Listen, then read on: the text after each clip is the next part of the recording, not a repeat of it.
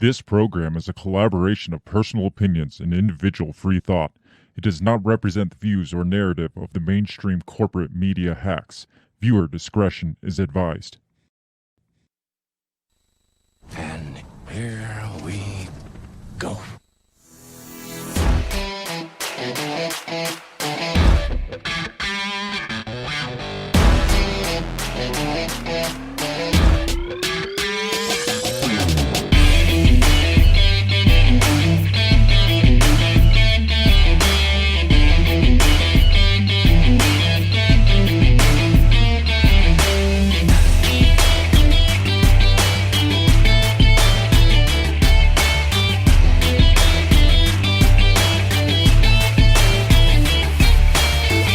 Live from the bell tower, taking a stand for your rights, your liberties, and all the bullshit in between. You're listening to Break the Bell Podcast.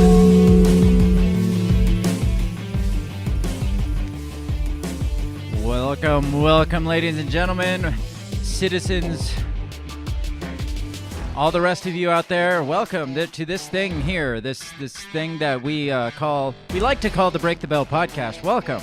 Yes, hello, beautiful bell breakers. It is good to be here. It is, except it's nice outside, and we're sitting in. I know. I've switched to my summer cap. You did. I have not switched. I haven't found my summer cap to switch to yet. I got to dig it out still. So I have my baseball game wearing hats, but we're not watching a baseball game. So you don't want to mix. Don't cross the streams. No, you can't cross. But I'm still wearing the winter cap. I mean, we're kind of in a dank basement still. It is. It's a little cooler in here than it is out there. Yeah, there. it's like super nice outside. We're like, what we should do is go sit in a dank basement and talk to a screen. Yes. I mean, that's how we should spend this wonderful evening. This is like that's one how of Ted Kaczynski started. Hey, Ted Kaczynski had an awesome, beautiful lake house. Oh. He had like a box, like a plywood box out in the middle of the woods, which is what I call my dream home. So, so I'd rather be there than here, to be honest.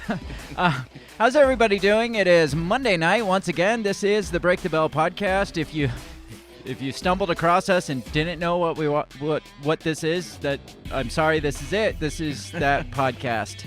If somebody said, "Hey, give this a listen. You're gonna love it." I'm sorry they misled you and they misguided you, because this is all we got right here. This is, if you expected more, you're going to be disappointed. If you expected not very much, then we're right in your ballpark. So it is good to go in with low expectations. Yes. That reminds me of this guy saying this guy told me he was going to make this motivational poster that said, shoot for the stars and you'll miss every time. Aim for the ditch and you'll never miss. So we like to aim for the ditch on this on this wonderful podcast. So that way we don't miss any expectations, because we come in it honestly and say, man, this is all we got to offer. We're not promising you. We're not selling you. We're not upselling you on anything. This is the total package, and it's not much of a package. I apologize, but we enjoy ourselves, we have fun, and that's what matters. And we expose a little bit of global bullshit out there at the same time, and who doesn't love that? And we laugh as the world burns. So that's what the show is all about, is just laughing as the world burns. And hopefully you're able to laugh as the world burns with us. It's true. That's what we hope for. I mean, we started out, we're just we just need to grasp onto the freedoms we have, which is true. We do need to that. And we've evolved into this whole thing's a shit show, so let's just ride the wave of shit, I guess, while trying to grasp onto every ounce of freedom that we can at the same time. Take it with us. Yes, exactly. So tonight we're going to be talking. Tonight there's a few things that happened over the weekend, and it's not really things that many people care to talk about, I don't think. I haven't heard a lot of people really talking about. No, I hadn't until you had mentioned something, and then I started seeing it all over the place.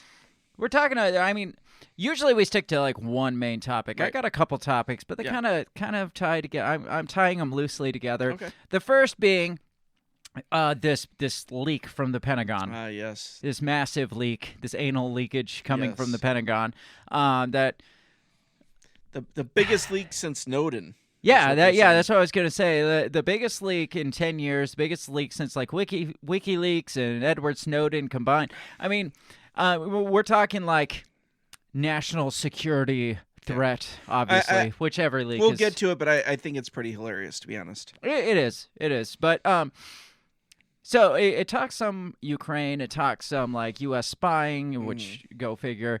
Then the other topic I want to get into is these like recent Saudi Arabia-Iran relations through the mediation of China. And so there's just this global shift going on.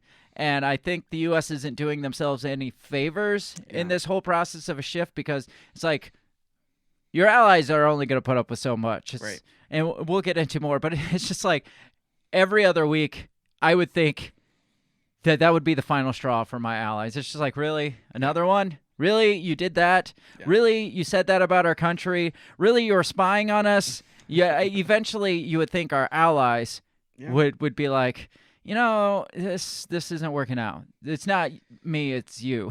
Well, and a lot of it is that was the perception of the power, the almighty U.S. dollar, which is waning. no longer there. Yeah, it's drastically waning. And then on top of that, we've got this up and rising star of China that is coming in and trying to grab up the influence that the U.S. is losing. So that's kind of the tie into all this. Yeah. It's like the U.S. is losing influence and China is really quick to sweep it up. And I mean, I don't fucking care, to be honest. Right. And I'll talk more about this. It's like, how many times have we said we don't need to be the superpower in the world? Yeah. I mean, it is going to affect us drastically. It's going to hurt. It's going to bring some growing pains, but I don't know. Maybe the U.S. does need to be knocked down a couple pegs. Does that make us anti-American? Am I like a traitor for saying that? No, I don't think so. I think it's the way that the country's gone, in the last 20 years, 24 years, 23 years. I don't know, 30 years, 100. Well, since World War II, I mean, it's just been kind of a steady decline. Right. We peaked in the 40s, 1940s. Sadly, yes. Now, that's not to say that if the U.S. gets knocked down a few pegs, that I think it's good that somebody else steps in and takes up the mantle, because that's not going to be any better. It's like, why can't we all just leave the mantle alone? Just fucking leave everybody alone. I think for the last several years, the U.S. has kind of been the UN's attack dog, kind of their enforcer. And since the United States is kind of getting godfathered now, I think that China's stepping up. Right? They need a new enforcer. I think that we've talked about China plenty of times. I think that's been the plan, Absolutely. at least from like the World Economic Forum standpoint. Yes. They've praised China for a decade, decade and a half now. It's just they're the gold standard. Yeah, these guys are great. We should follow their standard. And if the conspiracy theory is true that the World Economic Forum is trying to make this global order, they're promoting China as kind of leading the charge. They're definitely not. Right. They're definitely not predicting that the U.S. will lead the charge. No, well, the United States, in the eyes of the UN or the WEF or whatever you want to call it, they can't handle their shit. Right. They can't get their people under wraps. Well, they can't get them all on board with this whole global strategy that works, that the EU has fallen in line with, supposedly, even though now we're getting pop-ups of these very nationalistic states like Italy and others in Poland and stuff. Others are kind of following suit now. Yeah, but maybe that's because of all the influence from the United States and how the world views the United States. It's like, if we can knock the U.S. down, maybe all these smaller states will realize, that's not all it's cracked up to be. Yeah. So we're gonna talk. We're just gonna kind of jump all over the place tonight, I guess. It's been a while since we've jumped all over the place. We haven't done a jumpy one. We haven't. Derek is here. He says, Team America, World Police. America. Woo! Fuck yeah. Derek, it's good to have you on the show. Good to have you in the comments, as usual. We haven't even started. I forgot. This is still the pre-show. Yes. It's like, all right, let's keep going. It's like we haven't even. No, before. We were just too excited. It's We been did, a we while, and we're getting into it. And Yes. We still got to play our intro video. Yes. What is this show without an intro video? Exactly. Before we get into that video and get into the rest of the show, make sure you check us out all over the social medias, the interwebs, and everywhere that you can find us. You can find all those links at our website, which is www.breakthebellpod.com. You can find us on social media at our handle @BreakTheBellPod. You can get access from our website to all our freaking sweet merch, like the I Won't Eat Your Bugs shirt, which kind of plays into all of this. Now, side note, I did see there's a country, I just briefly went across a headline, but I was like in research mode, so I couldn't like I have to discipline myself to not venture off the trail too far. But the headline said there was a country that was like banning the use of bugs in food products. Cool. Good. Yeah, somebody's going to go to war against that country pretty soon. They're going against the grain. They're like, you eat the bugs or you will die. So, yeah, that's the next nation to fall. Somebody's going to go take out their freaking president or something. I can't remember. I'm going to have to read into that. Maybe that's next week's episode. So we got the I Won't Eat Your Bug shirt. We got the We Are Not Your Pawns shirt. Some merch logos, some shirts, and some cups, and all that fun stuff. So check all that out at breakthebellpod.com. Buy our shit and look awesome. That is my sales pitch. I like it. Just buy our shit and look awesome. Again, like I said, like, share, subscribe, all the things the kids these days tell you to do so we can be famous, because that's, I mean, the goals that we strive for is fame and fortune, and we're definitely not at the fortune level, so we're going for the fame level. So we gotta, I guess we gotta pick one or the other. Yeah, nobody gets some ball. I guess. I'm ready to get into the show. Let's do it. Let's get into the show. When we come back, we're going to talk about these leaky documents, and we're going to talk about kind of the U.S. losing its position of dominance in the world. So we'll be right back. What did you say? You talking to me? What the heck are you talking about? What did you say? What did you say? What did you say? Are you talking to me? Are you talking to me? Are you talking to me? What are you talking about? What are you talking about? What did he say? What did you say? Are you talking to me? Well, maybe he was talking to me. What did you say? Talk to me.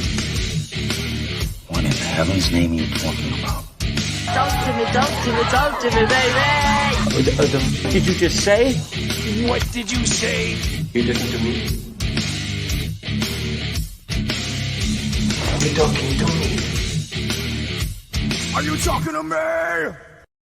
What the hell are you talking about? Who are you talking to?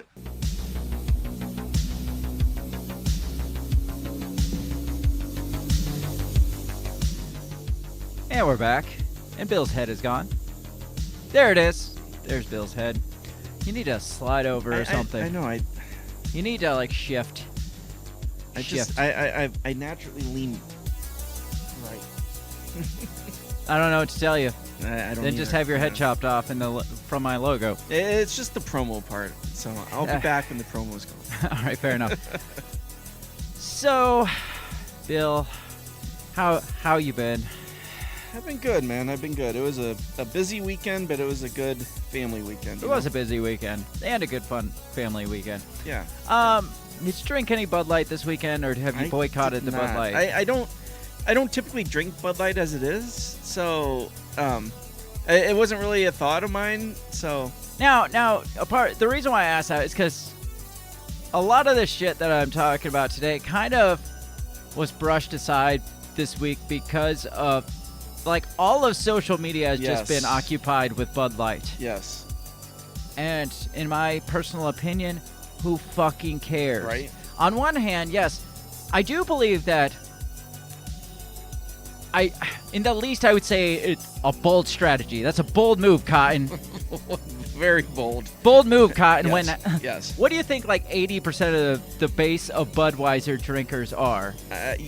Ultra conservative, conservative white guys, rural white America. Dudes. Yes. I mean, maybe they realize that and they're like, not we don't want to look. conscious. We don't want to look. We don't want that to Yeah. be.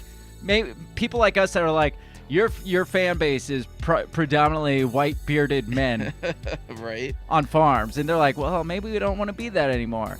On the other hand, I'm like, They certainly accomplished that. yeah. On the other hand, I mean, you're possibly isolating like a good chunk of your fan base. B, I mean, you're expanding your market. Who I'd cares? be curious. Well, but are they? I mean, how many Attempting to at least. How many trans people do you think will suddenly be like, "Fuck yeah, pass me a Bud Light"? What are you saying about trans people? You just expect them all to drink White Claws and I'm foo-foo saying drinks? I believe they have better taste. Okay. All right. Fair enough.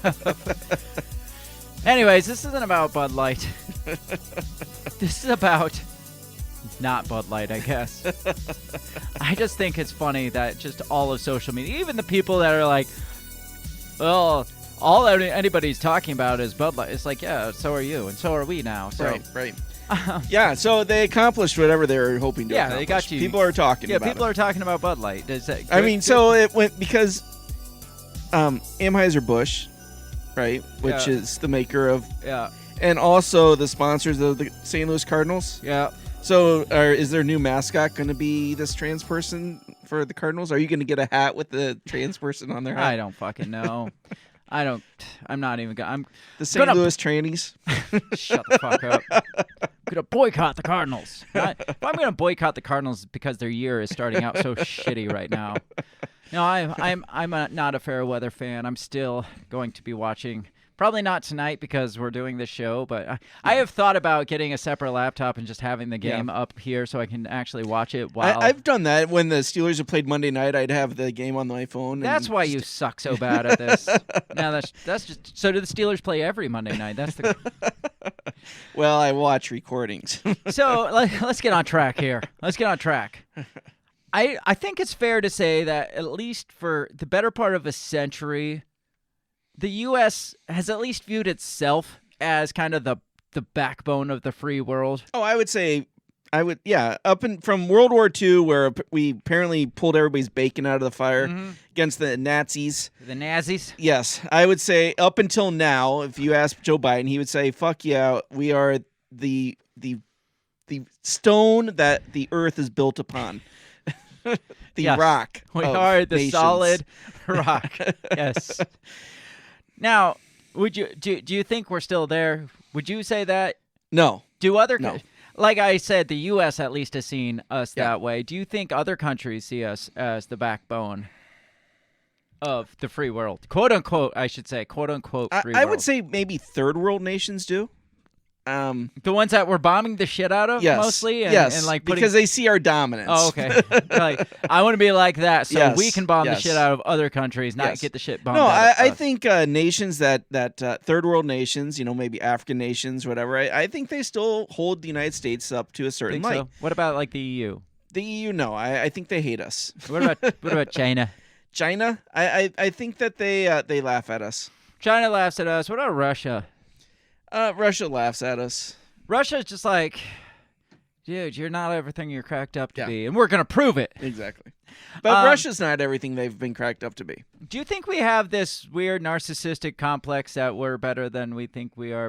Oh, absolutely. We Yeah. do. Yes. Do you think, like, at what point do you think that turned, though? Like, because I feel like after World Yeah. War II, everybody did kind of hold us to that. No, and I think even through the 80s, I think that we were there. I think our chicken started coming home to roost is what it was. I think that all the nation building we had done to fight the commies backfired on everybody. And then that transitioned to the world on terror, yeah. where Yeah. we were just like, if you're not for us, you're against us. Right. Yeah. But even then, I think that was kind of the waning days. I think Obama going through and bowing and apologizing to everybody probably didn't help. No, probably not. Everybody's like, oh, well, this is America now. I was going to kiss your ass, but okay. All right, this works. I Right. could get used to this. Right. I mean, maybe, yeah. I think as the internet developed and the shittiness of like our actions kind of what has been exposed throughout the years, like, I mean, just think about just in the last year how many not good leaks Yeah. about Right. America and how they've like handled their allies, not even their enemies, like their allies. It's like, wait, you were spying on me? Wait, you bombed our oil supply? Right. Like, at what point do our allies like, this isn't great. We don't like Yeah. this anymore. We don't like this relationship isn't working out. Right. Like, Yeah. at what point? Because, yeah, America is the backbone of NATO. Absolutely, 100% absolutely, the backbone of NATO. But what happens when the rest of the countries in NATO are like, fuck you, we don't like this anymore? But see, that's the funny part about it is I think the United States still, they have a lot of influence because of NATO and everything. And, the way we build up nations, because our military is still, it's still top. Oh, obviously. Right. But you can't really help that. But, but we can't help it that our military's fucking awesome. But and we kill the most people. Right? Shit. No, but like you said, when you drop the ball enough, right? And many nations pay the price for that. And because the United States obviously has a Euro complex. Yeah. The United States wants to be Europe. Mm-hmm. They do. At the least problem is at a political level. Exactly. Not the but general even cultural, populace. I think. Yeah, I think culturally they want to be like Europe. The left liberal culture, yeah. The Hollywood culture, yeah. Yes. I think there's the elitist, I think, there's a big majority of like the rural living, Budweiser drinking folks. Yes. Like but us. those are the people the United States doesn't like to talk about. We're the bastard stepchildren. We are, but unfortunately, we still dictate a lot of what happens with the country, and that's why Europe hates us. Yeah, that's fair. That's a fair assessment. So, yeah, again, for like 100 years, we've been spreading our freedom across the world. Oh, fuck yeah, we've been whipping it out. Blowing and our freedom boom, just all over the world. Yep. We've discussed, like, to what cost that comes. Like, God, so many bad, like... Wait, when verbiage. you go down that road. At what cost? Like, we're spreading our freedom, but like we're making these countries free by taking out elected leaders, Right. making it freer for who, us or them? Right. It's always been about us. It seems like more and more, especially as of late, we're doing a lot to damage our reputation across the globe. Mm-hmm. And it keeps finding its way into the public eyes. Like the shitty things we do, like in other countries, like the spying and the espionage and the overthrowing of other governments and stuff. Maybe it's the internet. Like I said, maybe because we said maybe in the last 20 plus years, the internet has been a big thing. Maybe you didn't know this, weren't aware, but the internet kind of took off about that time too. So maybe just free flow of information lets more of these countries know we're not that good. We're not as good as we think we are. And I think education has gotten better. I think that in third world countries in particular, there's been a move to kind of understand more of like their own histories. And by reading that, they're like, fuck, man, the U.S. fucked us over. Europe, yeah, pretty much. So at what point does the rest of the world, like I said, say, no thanks, but no thanks, we don't need you anymore? Like, we don't need your help anymore. When China has taken our place as the UN's when the enforcer. money runs out, specifically. Right. Well, yeah, right, exactly. Which is coming soon, very soon. I think. And when the money runs out, the military can't sustain. Right. And there's no need for us anymore. Right. We're like the sugar mama to the rest of the world. And when we go broke, they're like, I never loved you. I never loved you at all. Hong over here, he's Hong is hung. He's got a lot more dough. He does. He's got some money. He's a freaking high society guy, and I have a high society life here, and you're not holding it up anymore. So all this to say, in the last few days, has come to light that some more top secret documents have found their way to the interwebs. Yes. And we're not talking like an internet hack. Right. Like the WikiLeaks and stuff was, or Snowden, that was like a hack, or just like, Snowden stole some These are like, the photos of these, here, I'll pull them up, are like crumpled up, folded up, legit documents. Like somebody from a high-profile meeting just folded them up and stuck them in their pocket and walked away with them. Huh. Because here's one. My guess is General Milley.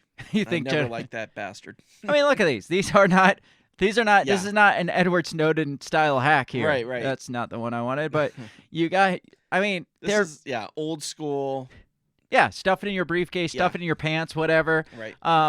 Sneak out with the documents, and it looks like it's like PowerPoint slides. The stuff that it's like the cliff notes of what's really going on that Right. they give to the generals and like the high profile Yeah. people, and they're like, And here, they're like, this is for what your we're- eyes only. and they're like, oh, Just destroy it when you're done reading it. now the question is this something that one of those people like intentionally leaked, like got out with, or is it something that they just weren't thinking and just like stuffed in their pocket and then dropped it on the road and somebody's like, ooh, this looks interesting. They probably turned it into their dry cleaner and didn't realize that shit was in their pocket. I mean, that's my guess. Is Probably it Biden. it Probably fell out of probably was Biden's Biden. pocket It at an was. ice cream restaurant. was. It probably was. It's probably that's the most likely Yeah. scenario He here. gave him to Hunter to hold on to, and Oh. Hunter's like, "Ooh, this could be worth something." Hunter used it to snort coke. Yes. Or He or- rolled it up really tight and yes. So like I said, it's not just it's not your everyday run of the mill hack. No. This isn't some sophisticated No. thing. Now the other interesting part is how it got out there. It wasn't just on like a centralized thing like WikiLeaks. It was like Yeah. it started through like Discord. Yes. And like it was filtered first. I think one of the first places it was found was a Minecraft Discord channel. Was just like, what are all these are they like secret espionage people, Well, but yeah. they're like masked Yeah. as like Minecraft players? Well, yeah. I mean, I can't remember what show it was, but they were using like PlayStation 4, like Call of Duty, to like display like communicate like mission codes and stuff. I mean, and it's freaking genius. It is like, genius. What government official would be like, we need to check the Minecraft Discord check the servers? PlayStation 4. I mean, it's bizarre. This whole thing's kind of bizarre. It is. Let's just take a look at this. This is from NPR. It says, top secret Pentagon documents on the Ukraine war appear on social media. Now, this is what they're labeling this as, is documents on the Ukraine war. And yeah, a lot of them are, but there's other stuff in there Right. too. And some of that stuff came more to light actually today. Like 5 minutes ago, I came across some more stuff. So Okay. I'm going to try to get to that stuff too. But this came out on the 7th, so like 3 days ago. This is like one of the first articles reporting this. It says top secret Pentagon documents with details about the war in Ukraine have been published on at least 2 social media sites, Twitter and Telegram, and Discord. They didn't mention that. I saw Substack in there. Okay. So they back then they knew of at least Twitter and Telegram. And Telegram is one of those like private chats where like encrypted private Yes. chats. And part of me believes that this is going to be a way to crack down on some of those like private like encrypted chat like because they went after them after like J6 and said people were communicating through those through like Telegram and Signal and all those other apps. And I had read an article where somebody was saying they needed to go after Elon Musk for Well, yeah, espionage charges because he won't remove because it. he didn't take it down. Yeah. Yep, I seen that too, and we might get to some of that too. We'll see. We'll see how far we get. It says the revelation set off alarm bells at the Pentagon, which is trying to determine how the material was leaked or stolen. I don't think it's that hard to tell how. It's very clear that somebody stuck this in their pocket and walked away. Right. I mean, that's the only explanation for this. Yeah. Because if these are legitimate, which it seems like they're legitimate, these seem to have just walked away from a meeting. Like, But you're the first person I've seen that have shown the hard copies. The other articles I had seen, they were talking about it was a Russian hack. Yeah. It's so not a Russian you're the hack. first one that showed me hard copies of that. So now people are saying that this is potentially a Russian leak to blah, blah, blah, blah, Right. blah. But it's like somebody got away with those documents, though. Right. Like they originated from inside the building. right, yeah, like you said, those are hard copies. Unless there's a Russian agent inside the building, Would which it is, surprise you? Is possible. So it goes on and says, we are aware of the reports of social media posts and the department is reviewing the matter, said Pentagon Deputy Press Secretary Sabrina Singh. The Department of Justice has opened an investigation into the leaks and has been in communication with the Department of Defense. DOJ spokesperson Xochitl Hinojosa told NPR in a statement. Interesting. The DOJ declined further comment. The documents include maps of Ukraine and charts on where troops are concentrated and what kind of weapons are available to them. Do you think Ukraine got pissed off when they found out about this? Like, God damn it. Yep. Yeah. It's like, yeah, we got a bunch of troops concentrated here, and we got weapon stations concentrated here, and now it's all over the internet. It's like, Well, I had seen, again, I read an article where they're saying how Ukraine intelligence is now like wanting to cut the United States off. oh, yeah? They're going to cut the United States Right, off. yeah. They're going to cut the... How they didn't want our intelligence agencies to be linked to begin with, and this just proves that the United States intelligence can't be trusted. We want your money, not your intel. Exactly. Yeah, let's see how far that goes. Let's Right. see how long Ukraine stands up. Well, especially if these Without the US papers money. seem accurate with the numbers and statistics that they're talking about. Well, we'll get to that because that one's funny. That part's funny. Yeah. It says they include maps of Ukraine and charts where troops are concentrated and what kind of weapons are available. The online post shows photos of physical documents that were folded and creased in some instances. One is labeled Top Secret and is titled Status of the Conflict as of 1 March. It gives a detailed battlefield summary on that particular day, though it's not clear why the documents are emerging now, more than a month after they were prepared. The story was first reported by the New York Times. NPR has also seen the documents online, but is not publishing links to them. Military analysts say the documents appear genuine, but think the original versions were likely altered in some places. Now, here's the parts where, like, everything seems up and up, except one chart puts the Ukraine death toll around 71,000, a figure that is considered plausible. However, the chart also lists Russian fatalities at 16,000 to 17,500. The Russian count is believed to be much higher, though neither side releases overall casualty figures.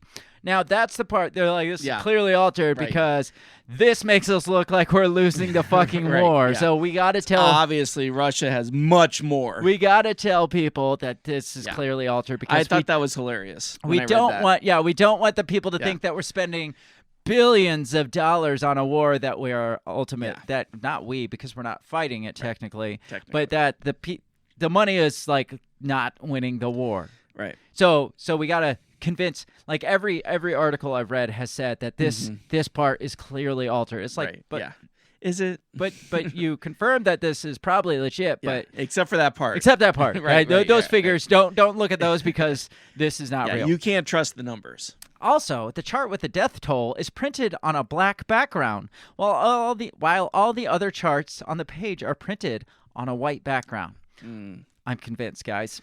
I'm convinced. That means it's not true because that one had a black background, the others had a white background. You don't mix the backgrounds. You don't mix No. Every graphic designer knows you don't mix backgrounds. Yes. I mean, that's just you got to have like uniformity across your presentation. You know what I think it is I think that those figures, they were probably redacted, and then somebody wrote in the real number in there. Possible. Because I do believe those figures to be accurate. I think they're probably more accurate than what the U.S. is and that's why the United States is like, fuck, no, that's not real. No, it's not real at all. They have like 300,000 casualties. It's not clear how valuable the information might be to the Russian military. Yeah. The papers published online do not reveal Ukrainian battle plans for a widely expected offensive this spring. Still, they do mention combat brigades that Ukraine is assembling and when they should be ready to fight. It doesn't say when they're going to fight. It doesn't say what they're going to do, but it is saying these brigades are assembling and when they should expect to fight. Yes. Well, and the funny thing about that is everybody knows that May is the beginning of no mud season. Yep. So they know May is when they're going. Everybody knows that. Yeah. but it's not included in those documents. Oh, of course. So we're good. Right, we're good there. Yes. The identity of those who published the documents and their motives are not known. Putting the documents online alerted the Pentagon and that they had been leaked or stolen, which might not have been otherwise known. Well, obviously, if you didn't post it online, nobody's going to know about it. Not even, like, literally nobody except you. So it's like, wasn't till the perpetrator fucked up and posted it online. If they hadn't made that obvious mistake, that clear mistake of publishing this online, we would have never caught up to them. But then they screwed up. They published this online, and the whole world saw. But we found out about it. Right. We found out about it. So we're obviously on the right track here. Before the war, Russian intelligence agencies were considered extremely active in Ukraine.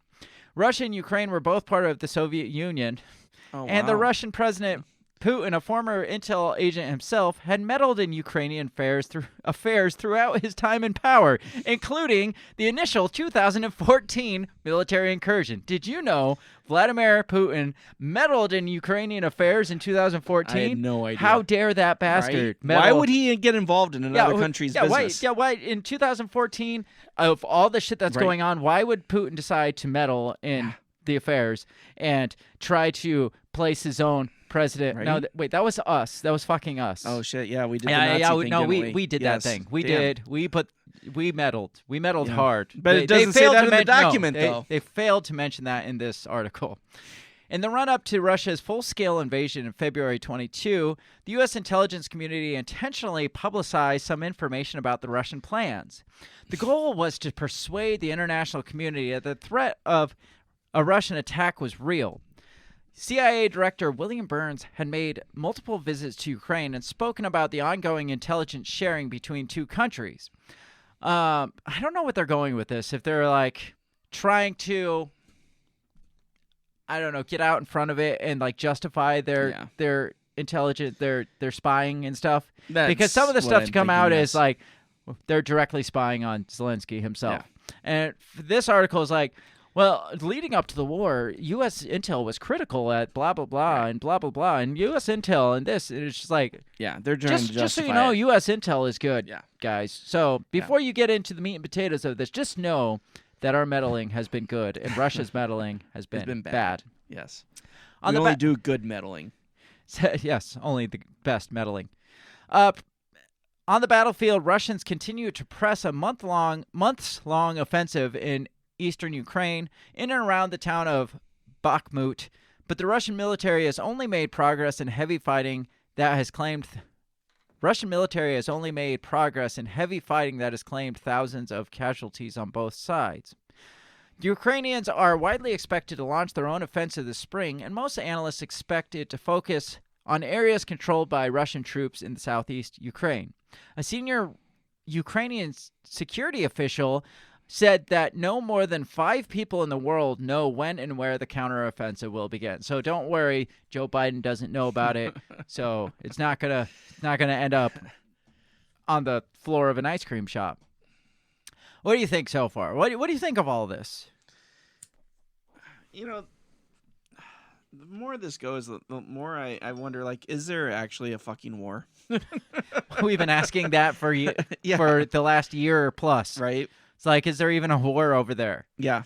I have my doubts. I have my reservations over as whether we're even fighting a war. What do you think of this leak, though? Do you think it's a real thing? You're like an intentional leak? Like, what would the reasoning behind an intentional leak be? Maybe they're trying to, I don't know, throw Russia off. Maybe they're trying to. I don't know. I had seen one thing where they're like, because of those obviously fabricated numbers, they're like, maybe this was something that the Russians would latch onto and think that they're doing better than they actually are. So maybe that was the whole reasoning behind this, to bait Russia into thinking they're doing better than they are, and like throw them off the scent that they're not doing good at all. Yeah. I mean, I could see this being like maybe an outdated battle plan, you know, and that they released just to maybe, again, find ways to crack down on things, like you said, maybe because crack down more domestically. That resist bill that's in Congress right now, you know, is going to crack down a lot on social media and on people's emails and stuff, and so maybe this is kind of a doorway to that.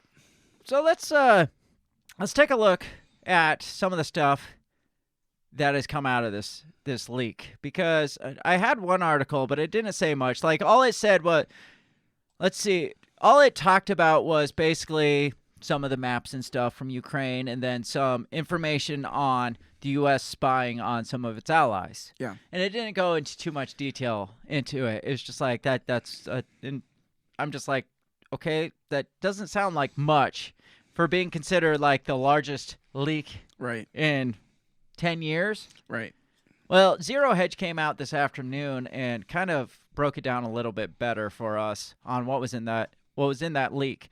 Talks about, here's what we know so far from the leaked intelligence files. The U.S. is spying on Zelensky, which We should be. I'm okay with that. We're I'm giving him $1 billion. I was going to say, you give somebody that kind of money, then yes, you should have a couple people sitting in his office at all times.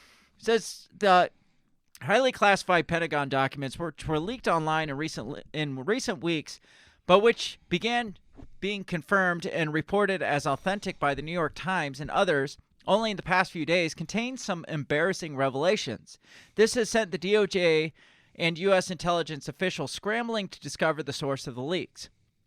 CNN is confirming Monday, based on the documents which appear online, that the U.S. has been spying on Ukrainian President Vladimir Zelensky, a disclosure which has caused officials in Kiev to be deeply frustrated. What, you're spying on us? But why? I thought we were friends. Why are you spying on us? We spy on all our friends. We spy on everyone. Yes. Like, you know you're not our friends when we stop spying on you. Exactly. We only spy on our friends. One document reveals the U.S. has been spying on Zelensky, CNN reports. That is unsurprisingly, said the source close to Zelensky, but Ukrainian officials are deeply frustrated about the leak.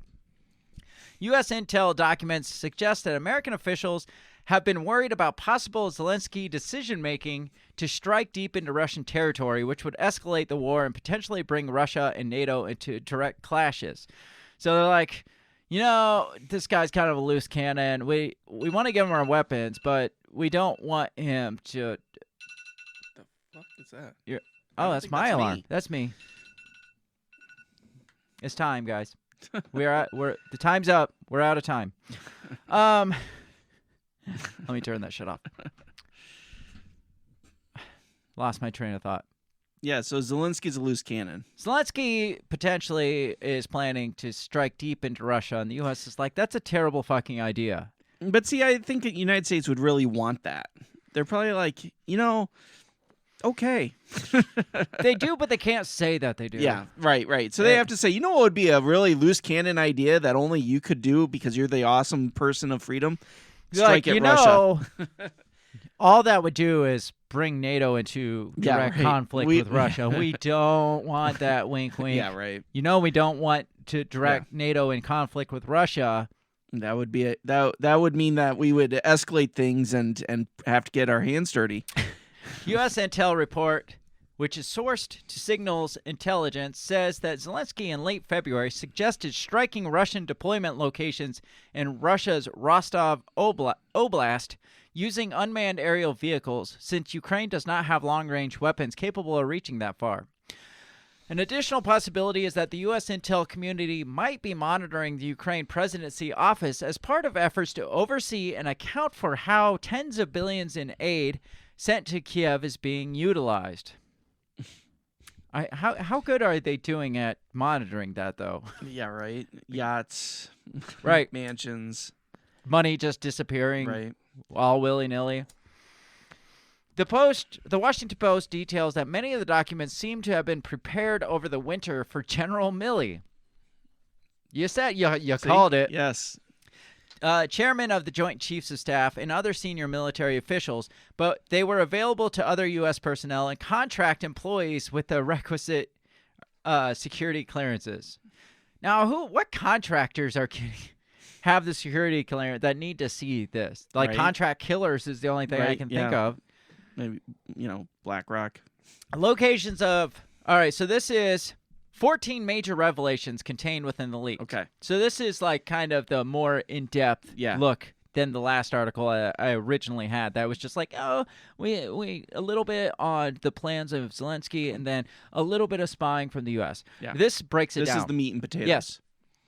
Number one, locations of CIA recruitment efforts focused on human agents which have access to closed-door conversations of world leaders. So Spy locations. They're looking for spies. Spy Yes. recruitment locations for the CIA. Yes, finding moles. Or human agents. I like how they Yes. call them human Yes, agents. that's better than dog agents. Number 2, Russia's Wagner Group had tried to obtain weapons from a NATO member, Turkey. Also, some of the internal future plans of Wagner are apparently known to U.S. intelligence. So, a NATO member is possibly like in some sort of talking. Yeah, which with I believe Russia. Turkey was the one that was trying to de-escalate things. Mhm. Turkey was kind of like, "Hey guys, let's not do this." But if it comes out that Turkey was maybe in talks to provide some weapons to Russia, that's huge. that might be look a little bit bad, and Turkey probably doesn't want that to get out. Details now if it came out that, because it seems like that second part that U.S. intelligence apparently kind of knew about it, right, and just kind of playing like what is this war, like you were saying, right. Like if it's just like, well, part of us are backdooring Russia and part of us are backdooring Ukraine, Right. but Right. we don't want each other to find out about it because this is the war that causes all the wars. But we're kind of financing both sides. It almost seems like every other war in the history of U.S. meddling. Right. Yeah. Number 3, details of sensitive satellite technology used to track Russian forces, namely the Lapis time series video, described as an advanced satellite system, which up until now has been a closely guarded secret. Oops. Yeah. Number 4, Ukraine battlefield assessments prepared by the Pentagon. So them like assessing like how things are going Right. on the Yeah. battlefield, even though we're supposedly neutral to Right. this whole Yeah. thing, but yeah. The Eastern Front could use a little bit more artillery, and the Western Front Yes. could probably use The next one says The Guardian reported one slide suggested that a small contingent of less than 100 special ops personnel from NATO members France, America, Britain, and Latvia are already active in Ukraine. We kind of suspected that. We knew that. Yeah. But now it's out in the public, so Right, that's going to look a little bit bad. So we've got like Black Ops type people from all, like a bunch of the main NATO countries are in Ukraine. So like, maybe helping out. they're dressed as like peasants, from that video we watched. the but they Oliver actually- Twist peasants. Yes, but they actually have like high They show performance up. weapons. They show up to Ukraine dressed like Oliver Twist, and they're like, "We're Ukrainians like you." They're like, "What the fuck are you wearing?" Yeah, right. I think our intelligence was off. We're not feds at all. We are not feds. We are one of you. Look how we dress just like you. See, we have a horse and buggy. The next one says descriptions of intelligence collected or collection activities by the CIA, NSA, Defense Intelligence Agency, law enforcement agencies, and the National Reconnaissance Office. So a bunch of intelligence collections. It doesn't specify on what. Yeah. The next one says on February 23rd, a February 23 review of the battlefield situation in Ukraine's Donbass, forecasting a grinding campaign of attrition by Russia that is likely heading towards a stalemate, thwarting Moscow's goal to capture the entire region in 2023. I'm sure nobody that's been told that we're going to spend billions of dollars on this war want to know that this is going to end in a stalemate. Right. Yeah, right. Nobody wants to hear that. The Washington Post reported one of the things was the U.S. intelligence community has penetrated the Russian military and its commanders so deeply it can warn Ukraine in advance of attacks and reliably assess the strengths and weaknesses of Russian forces. So U.S. intel has as spies in the Russian military. I mean, if you're Russian officials and you get this news, I mean, what's the first thing you would do? You start shooting people. Exactly. Start right? fucking shooting Start people. creating a little dissent, a little distrust in the ranks. Mm-hmm. It's like, do you like McDonald's fries? Yes? Boom. You're dead. Right? Yes. You like blue jeans, huh? Baseball or what's a sport? Baseball or hockey? I don't know. What do Russians play? Hockey. Okay. Baseball or hockey? Oh, baseball. Boom. Right. American spy. You're a spy. Yeah. What's your favorite NFL team? Boom. You're a spy. Don't you love Bruce Springsteen? Let's see. A single page in the leak trove revealed that the U.S. intel community knew that the Russian Ministry of Defense had transmitted plans to strike Ukrainian troop positions in 2 locations on a certain date in February, and military planners were prepping to strike on a dozen energy facilities on an equal number of bridges in Ukraine.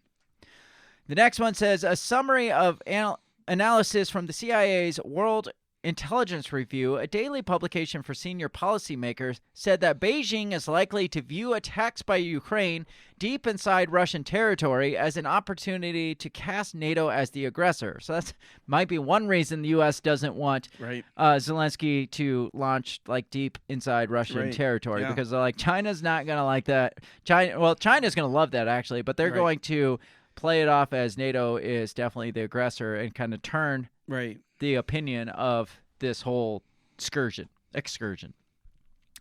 Let's see. Ukraine's robust Soviet-era air defense, which have thus far minimized the participation of Russian aircraft, could run out of ammunition in the next several weeks. I'm sure Ukraine doesn't want Russia knowing that. Right. It's like, if we don't replenish their air defenses, they're not going to hold up much longer. And Russia's like, hold the line. We were about to back off. Yeah. But we can hold out for a couple more weeks. We can send a couple more up the next couple weeks. A purported CIA intelligence update claims Israel's Mossad supported protests against Prime Minister Netanyahu's Supreme Court reform scheme. So, according to the CIA, Israel's CIA was basically working against its own government. Yeah. That's interesting. Working against Netanyahu, which Israel says, no, that didn't happen, but you guys need to get your shit together. We don't like you leaking our information. One report says internal discussions show South Korean officials are wary of requests to hand over artillery shells to the United States to replenish American stockpiles out of concern they'd end up in Ukraine. So a couple of these things, one being Israel and one being South Korea, there is information out there that the U.S. is pressuring them to basically provide lethal aid. Right. Both of them are like, we have these kind of working neutrality agreements that we don't provide lethal aids. And the U.S. is like, don't worry, we have an option for you. Just sign up now. You're not providing lethal aid to Ukraine. You're just providing lethal aid to your allies, us, the United States. You're just sending your ammo to us. Yeah, we'll figure out where we're sending our ammo there. You're just It's kind of like what we were doing with Poland. Poland's like, yeah, we'll send all our planes if you send us more planes. And the U.S. is like, well, I mean, that's fair. It's a nice workaround. Yeah. It got out that basically they were putting that kind of pressure both on Israel and South Korea, and both of them are kind of pissed that because it makes them look bad. It's like their whole image of neutrality kind of goes out the window, even though they were both reluctant. But the U.S. is like, no, all those favors that you owe us, we're calling in our chips. Right. And so that information kind of is getting out there. The last one says, another report says Ukrainian air defense is in peril if it's not reinforced by Western allies. Again, back to Ukraine's air defense. Talks about the expanding breadth of subject matter has many suggesting a U.S. source is responsible. It's being called a nightmare for the Five Eyes, which is the five major countries that kind of have it was like joint intelligence and stuff. Like England, France, America. I don't remember the other two. This guy says, and this one's interesting. This is Francis Scarr says, one aspect of the Pentagon leak not being discussed on state TV is the indication of how deeply Russia's security and intelligence services have been penetrated by the U.S. But former spook, I don't know what spook is. Spy. A spy. That's a spy? Yeah. Leonid Reshchnikov, sounds Russian, brought it up today, prompting Olga Skabayeva to change the subject very subtly. So, but something I see in this, and maybe this is my spook mind, this could very much be an intelligence document that's leaked that could just really throw a wrench in everybody's plans for Russia's plans, right? Because Russia suddenly has a distrust of their inner workings, right? So they have to clean house. That's right? fair. Also, what if what if Ukraine actually has been replenished with their, but Russia doesn't know it, right? So they keep pushing, thinking, okay, they're going to run out here soon. Yeah, what if you leak out there that Ukrainian right, they're air about defense is about out of ammo, Yeah, and so the U.S. can't get Seoul and right, freaking Israel on board with yeah, with replenishing them. So what I mean, they're going to run out. So Right. yeah, they keep holding the line when at the end of the day, yeah, Right. this could be a false leak. absolutely. And maybe they threw a couple real things in there that don't really matter, just to that things that maybe Russia already knew, right? Like Yeah, to by make it the seem satellite legitimate. thing, right? And also, maybe they're throwing in there that Ukraine is going to try to push deep into Russian territory because they know Russia's not using their full forces and they're waiting for the other shoe to drop, right? I mean, this could totally be a red herring, just trying to get to kind of push Russia into the next stage of things. I mean, the whole everything surrounding this whole like plot line just kind of seems a little made up. Well, it does. Like the whole folded up paper. paper. Who does that? Yeah, who even Right? like? Do they? I would think that in a highly classified, top secret briefing, they wouldn't pass out physical papers. Right. They'd have a PowerPoint slide. Yes. Everybody can see. Like, Yeah. I don't know if y'all know this, but we have this thing called projector screens now that we can, or And big ass TV monitors. Or They in the probably very even have least, holograms. They make you destroy it before you leave the room. Yeah. They account for it. They count them out. Yeah. And then I would like to think they're not passing out loose leaf papers anymore. I would think so too. I mean, I would think we're a little bit smarter than that because you can't encrypt loose leaf papers too And easily. maybe I'm giving the United States too much credit. I mean, that's true too. But I mean, it just sounds like a really bad spy novel. It sounds like a bad sitcom. Like, oops, I dropped that piece of paper. I hope no one looks at it. Well, yeah, you got to realize the U.S. is a really bad sitcom. This is true. I mean, look who is running the country. I mean, we're talking about like when the world started kind of losing faith in the U.S. I feel like Donald Trump and Joe Biden being back-to-back presidents, that kind of was maybe not the turning point, but it definitely was the nail in the coffin. Yeah. It's like, Yeah. well, we've got a TV star, not even a good TV star, Right. and then we have Joe Yeah. Biden. Well, and it's true. I mean, our leaders have been cartoon characters the last couple times. Yeah, you don't even have to make caricatures of them Yeah. like old political cartoons were. Like they are political cartoons. They're they not even are. the political. There's not even the political part. They're just cartoons now. Yeah. Like you don't even have to try to make up a caricature of these people. They just are. That's just what they are. Yeah. So like, it's funny because like real life memes have replaced the creativity of political cartoon because it's just there. Idiocracy. We live in the movie Idiocracy. Yeah. Derek says, has the U.S. actually even won a war since World War II? Let's see. There was. Has there been an official war? No, I mean there was Vietnam. That was a police action. We didn't win that one. Korea. That was a police action. And we didn't win that one. The war on terror. That's a bad example. We didn't win that one. The first Gulf War. That one we we just kind of. I mean, we just kind of pushed it off. We till just later. we just kind of blew shit Yeah, up that's and true. then Yeah. went home. That's true. The Soviet Union. We Yeah, I mean that's in process. still. I don't know. The No, war on drugs. the answer is yes. the Derek. war on drugs. Absolutely, that- the war yes. on poverty. Yes, We're yeah. winning the war on poverty and the war on drugs. Yes, All the wars that matter. right. War So- on inflation. Yeah, that's. So we've kind of covered what was in the leaks. Do you think the countries were a little bit pissed? Oh, I think the countries are extremely pissed. Now, Yeah, absolutely. Now, this article talks about this from U.S. News. It talks about how ally partners express their outrage. Now, this is not how I would express outrage. Are they thumbing their teeth at us? Because that's what they do in Europe. Throw shoes. Yes, They throwing shoes throw at us. shoes, and that's in the Middle East. Let's see, because I know South Korea was one of the pissed off ones. South Korea said the Department of Defense. No, this is not South Korea talking. This is the Defense Department talking. But sounds like my dogs are going crazy. Yes. South Korea was among those mentioned in the documents released in 2 batches last week that appeared to show planning documents and tactical assessments for operations in Ukraine prepared in late February and early March, with the apparent revelation that U.S. intelligence had eavesdropped on its top officials' communications regarding whether Seoul would provide weapons directly to Kiev. So this was the South Korea's response. It says, once the two countries finish figuring out the situation, we plan to request appropriate measures from the U.S. if necessary, said a spokesperson for President Yoon Suk Yeol, told reporters, according to local media, in a rare break of unity between U.S. and South Korea. This doesn't really sound like much outrage. Yeah. It's like, Right. we're going to request that they take appropriate measures. Like, whoa. Yeah. Right. Like, Whoa. shit.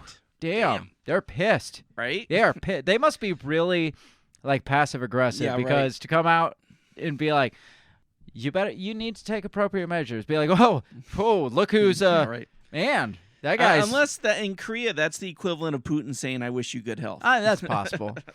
That process will proceed based on a relationship of trust formed between two allies, he said. He says the disruption comes at a highly inconvenient time for the two powers following weeks of weapons tests and other provocations behavior from North Korea and weeks before Yoon and Biden are set to meet on April 26. South Korea's president office acknowledged that some forces may be trying to exaggerate this incident ahead of the South Korea-U.S. summit or distort it to undermine the alliance. It basically sounds more like not, what the fuck are you doing? Yeah.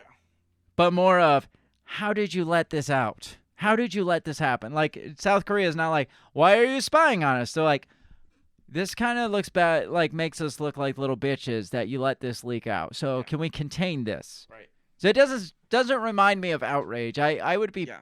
I mean, these countries have to know. Because if it was a country that didn't know that the U.S. was spying on them, they'd be like, dude, what the fuck? Right. What Yeah. are you doing? Like, I thought we were friends. Why are you spying Yeah. on me? But it's like, why did you let this thing out of the bag?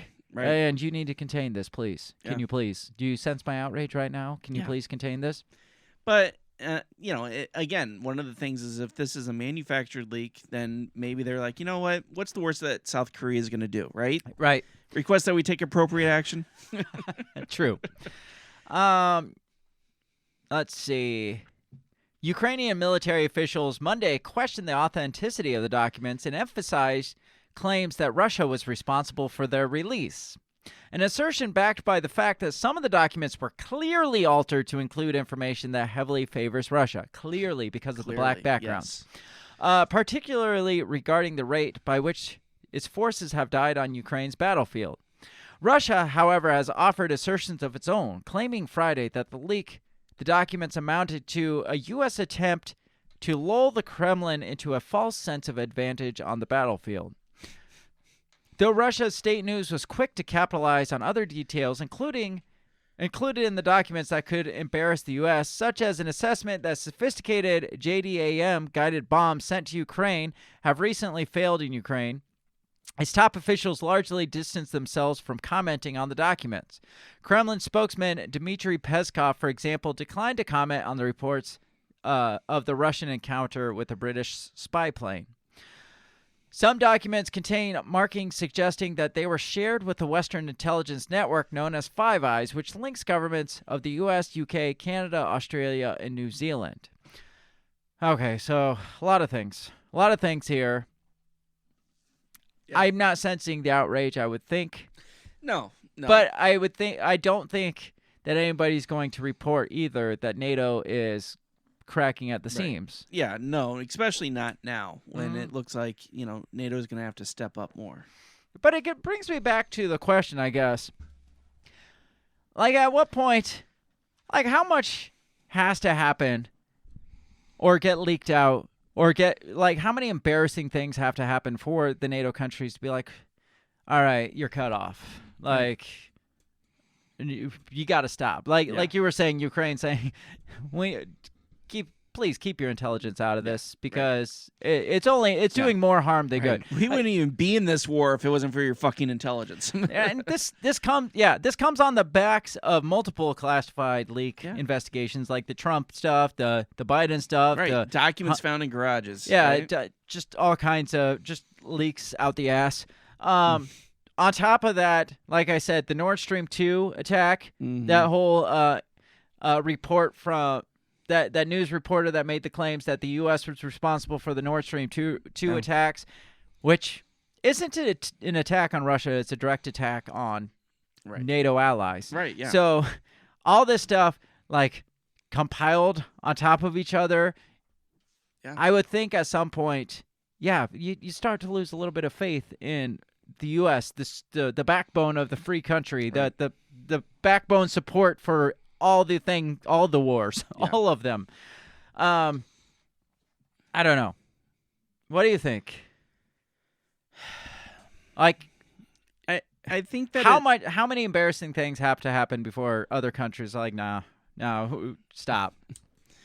I really think it's got to be catastrophic. I think it has to be a catastrophic failure to the point where an ally is virtually destroyed for people to be like, dude, you fucking dropped the ball. I mean, seriously, I think the United States is built up in a position right now that, it would have to be some kind of catastrophic failure for people to kind of turn and be like, okay, you know what? You can't handle this. But if they're still fronting all the money, do they still cut them off? Well, I guess it would depend on the size of the country. Because if it's one of the little peon countries that is offering less than it's gaining, then, I mean, we might be able to sacrifice one or two. Look at Ukraine. Look at Ukraine. We've been they're not even NATO, and we've been sacrificing them.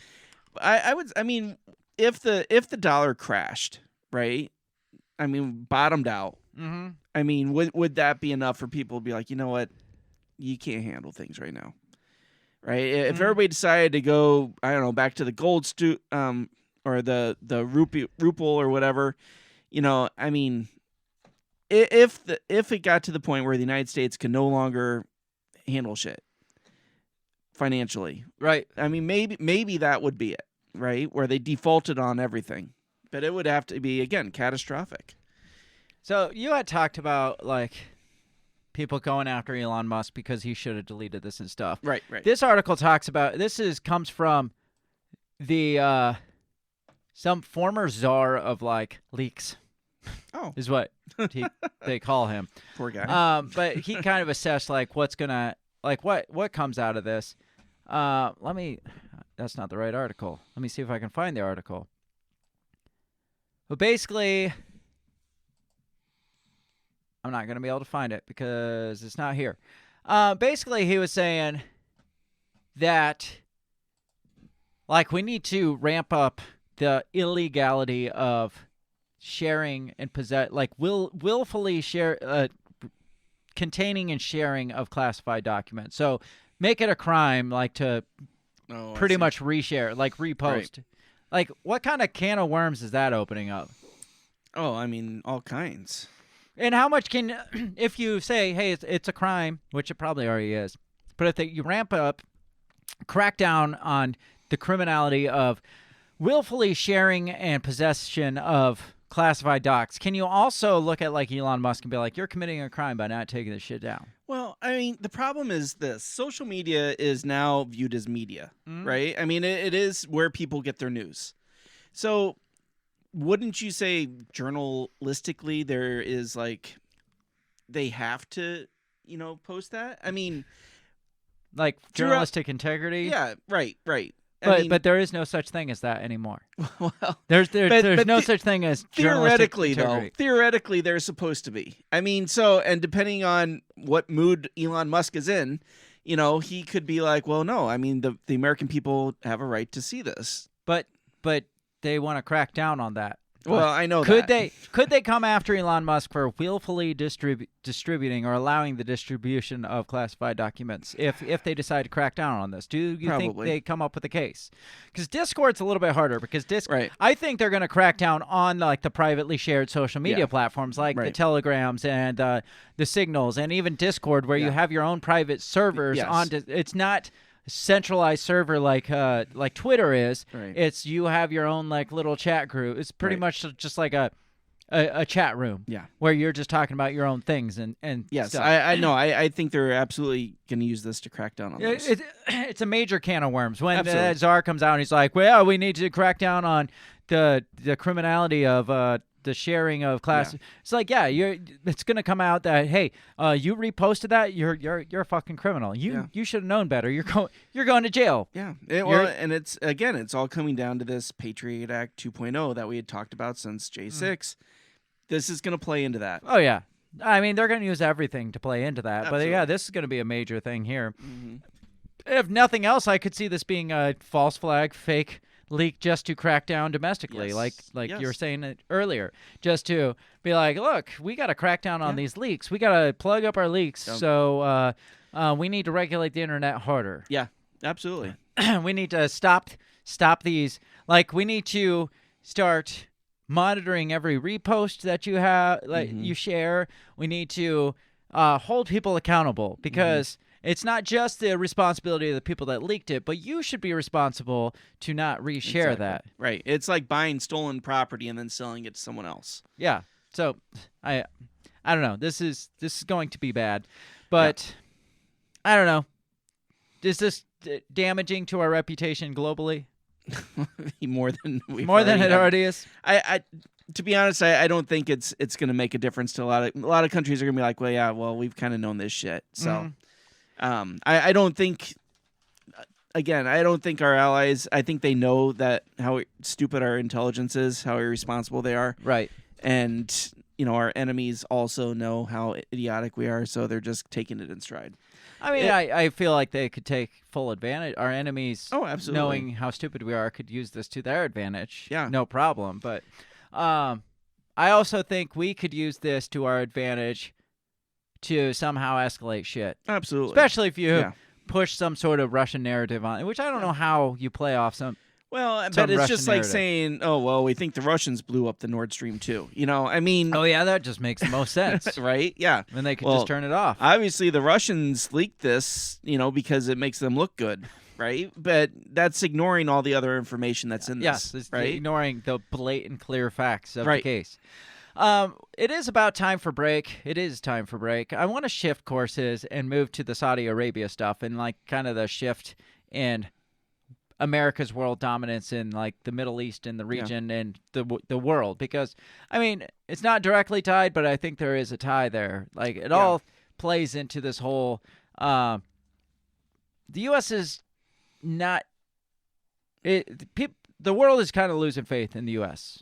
As they should. Well, I think that's the plan too. Yeah. It's all part of the big elaborate globalized plan to shift the world away from American dominance. Yes. And America, again, doesn't do themselves any favors by this stupid shit that makes even their allies pissed at them. Mm-hmm. So how hard is it to lose dominance when even your allies don't you anymore? I think the high-ups in the United States, they want that. Yeah. As well. It's reverse I do too. Imperialism. It's like, well, shit, we don't need to be on top anymore because we're a bunch of old white people. We've had our share of fun. Let's get into break. We're going to take 3 or 4 minutes, and when we come back, we're gonna shift topics to this this kind of the Middle East region with Saudi Arabia and the Iran kind of joining forces with China, and let's just see where the topic goes. We'll be back in just a couple minutes. Don't go anywhere. Goodbye.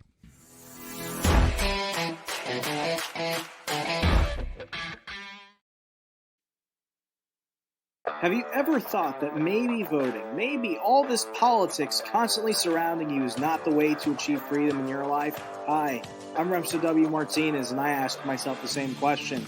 That's why I'm on a journey to find true freedom in my lifetime. From learning about financial independence, to new ways to develop rugged individualism, to amazing guests living strange, crazy, amazing lifestyles that you've only thought might be real, but actually are. Go ahead and check out my new show, On the Run with Remso W. Martinez at the We Are Libertarians Network. You can find On the Run with Remso W. Martinez on iTunes, SoundCloud, Stitcher, Google Play. You know how the internet works. Come on down and let's discover how to achieve real freedom in your life together. Hey everybody, I just want to take this time to give a big shout out to the very first sponsor of the Break the Bell podcast. That is Goulash Media. They can be found at goulashmedia.net. Goulash Media specializes in graphic design, web design, audio recordings, video work, wedding videos, music videos, even political campaign videos. Goulash Media caters to the little guy with the big vision. You can check them out at goulashmedia.net. That's GOULASH media.net.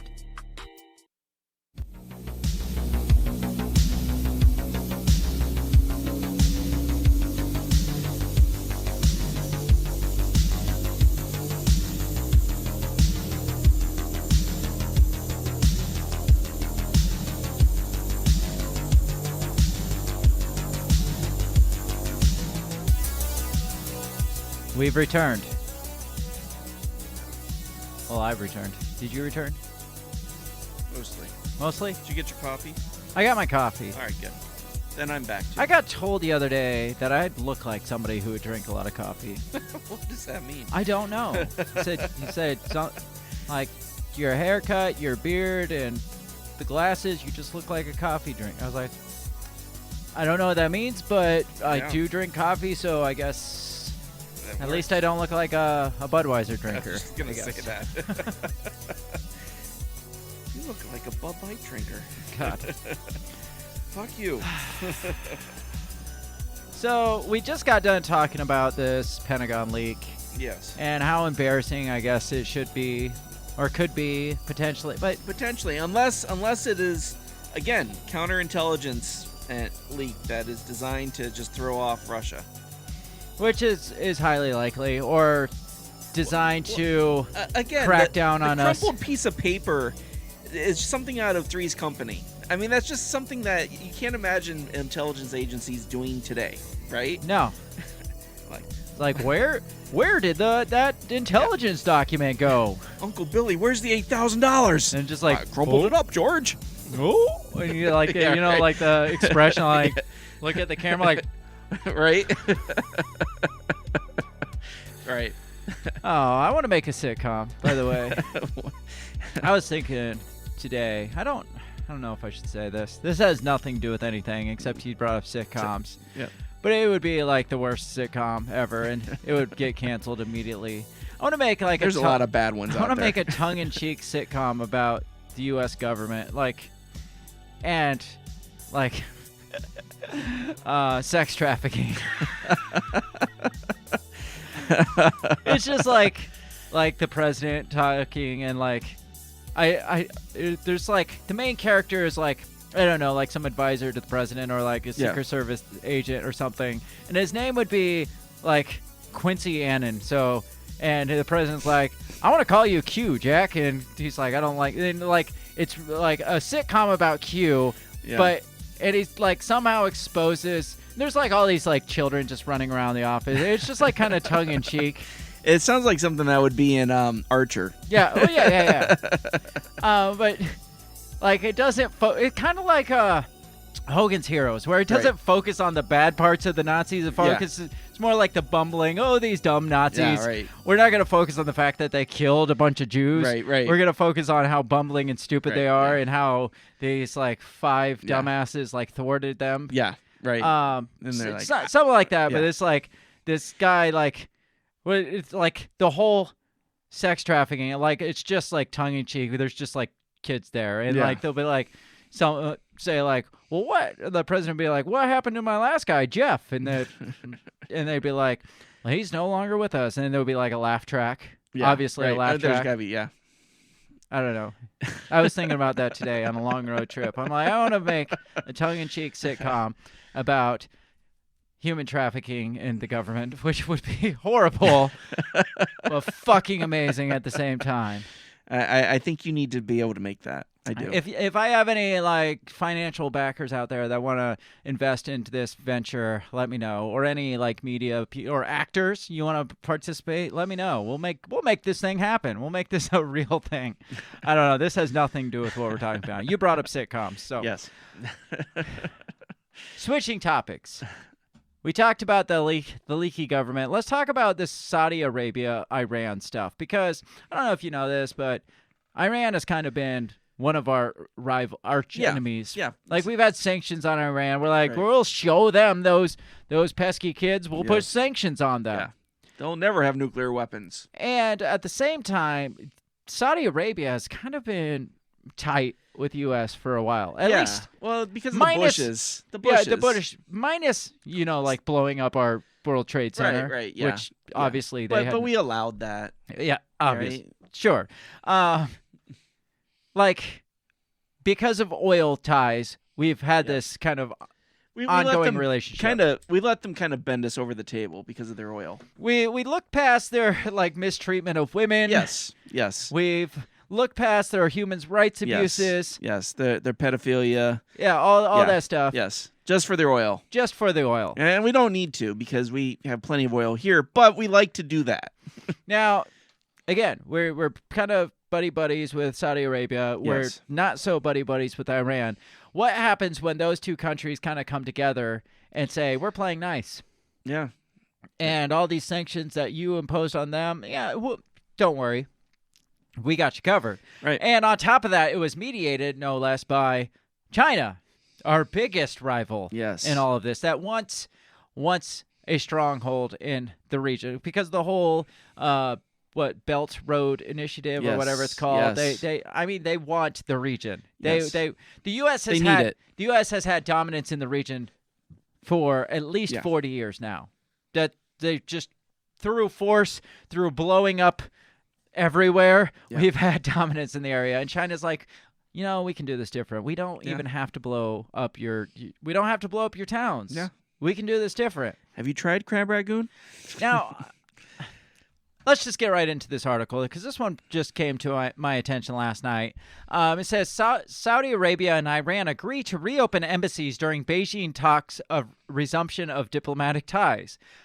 I could see the U.S. reading this headline and they're just like, fuck. Yeah. Well, that sucks. Talk about maybe we need to start more wars or something. It says Saudi Arabia and Iran's foreign ministers met in Beijing Thursday to discuss key details in the resumption of their relations following a landmark agreement mediated by China last month. In the highest level meeting between the two sides in more than 7 years, Iran's Hossein Amir Abdullahian and Saudi Arabia's Prince Faisal bin Farhan Al Saud signed an agreement to reopen embassies and consulates in their mutual countries, according to Iran's Ministry of Foreign Affairs. The two sides, previously staunch adversaries who'd severed diplomatic relations in 2016, also agreed to examine ways to expand their cooperation, including resumption of flights, mutual trips from official delegations and the private sector, and facilitating visas, according to their statement. So they're like hand-in-hand buddies now. Right, yeah. The two sides emphasized the readiness to eliminate all the obstacles facing the expansion of cooperation between the two countries. Embassies would be reopened in Riyadh and Tehran, and consulates in Jeddah and Mashhad. Iran's Amir Abdullahian said the meeting with the Saudi counterpart was positive in a statement on Twitter. Discussions focused on the beginning of official diplomatic relations between the two nations, emphasizing stability, stable security, and development of the region. Sounds like a staunch difference between what the U.S. has been putting on there. Right. Instability, lack of security, and lack of like destruction of the region. The meeting was the highest level gathering of officials from Iran and Saudi Arabia in more than 7 years. It comes after the two sides agreed to reestablish diplomatic ties following talks with Beijing in March. It goes on to say that they're basically ending the civil war in, where was it at? What's the big civil war over there? That's like the greatest human. It's like the worst human freaking.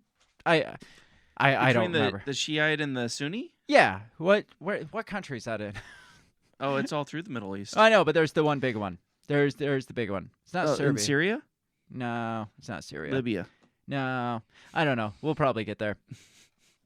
It says the resumption of relations between the countries has broadly been seen as a diplomatic victory for China in the Gulf region that has long been considered part of the U.S. domain of influence.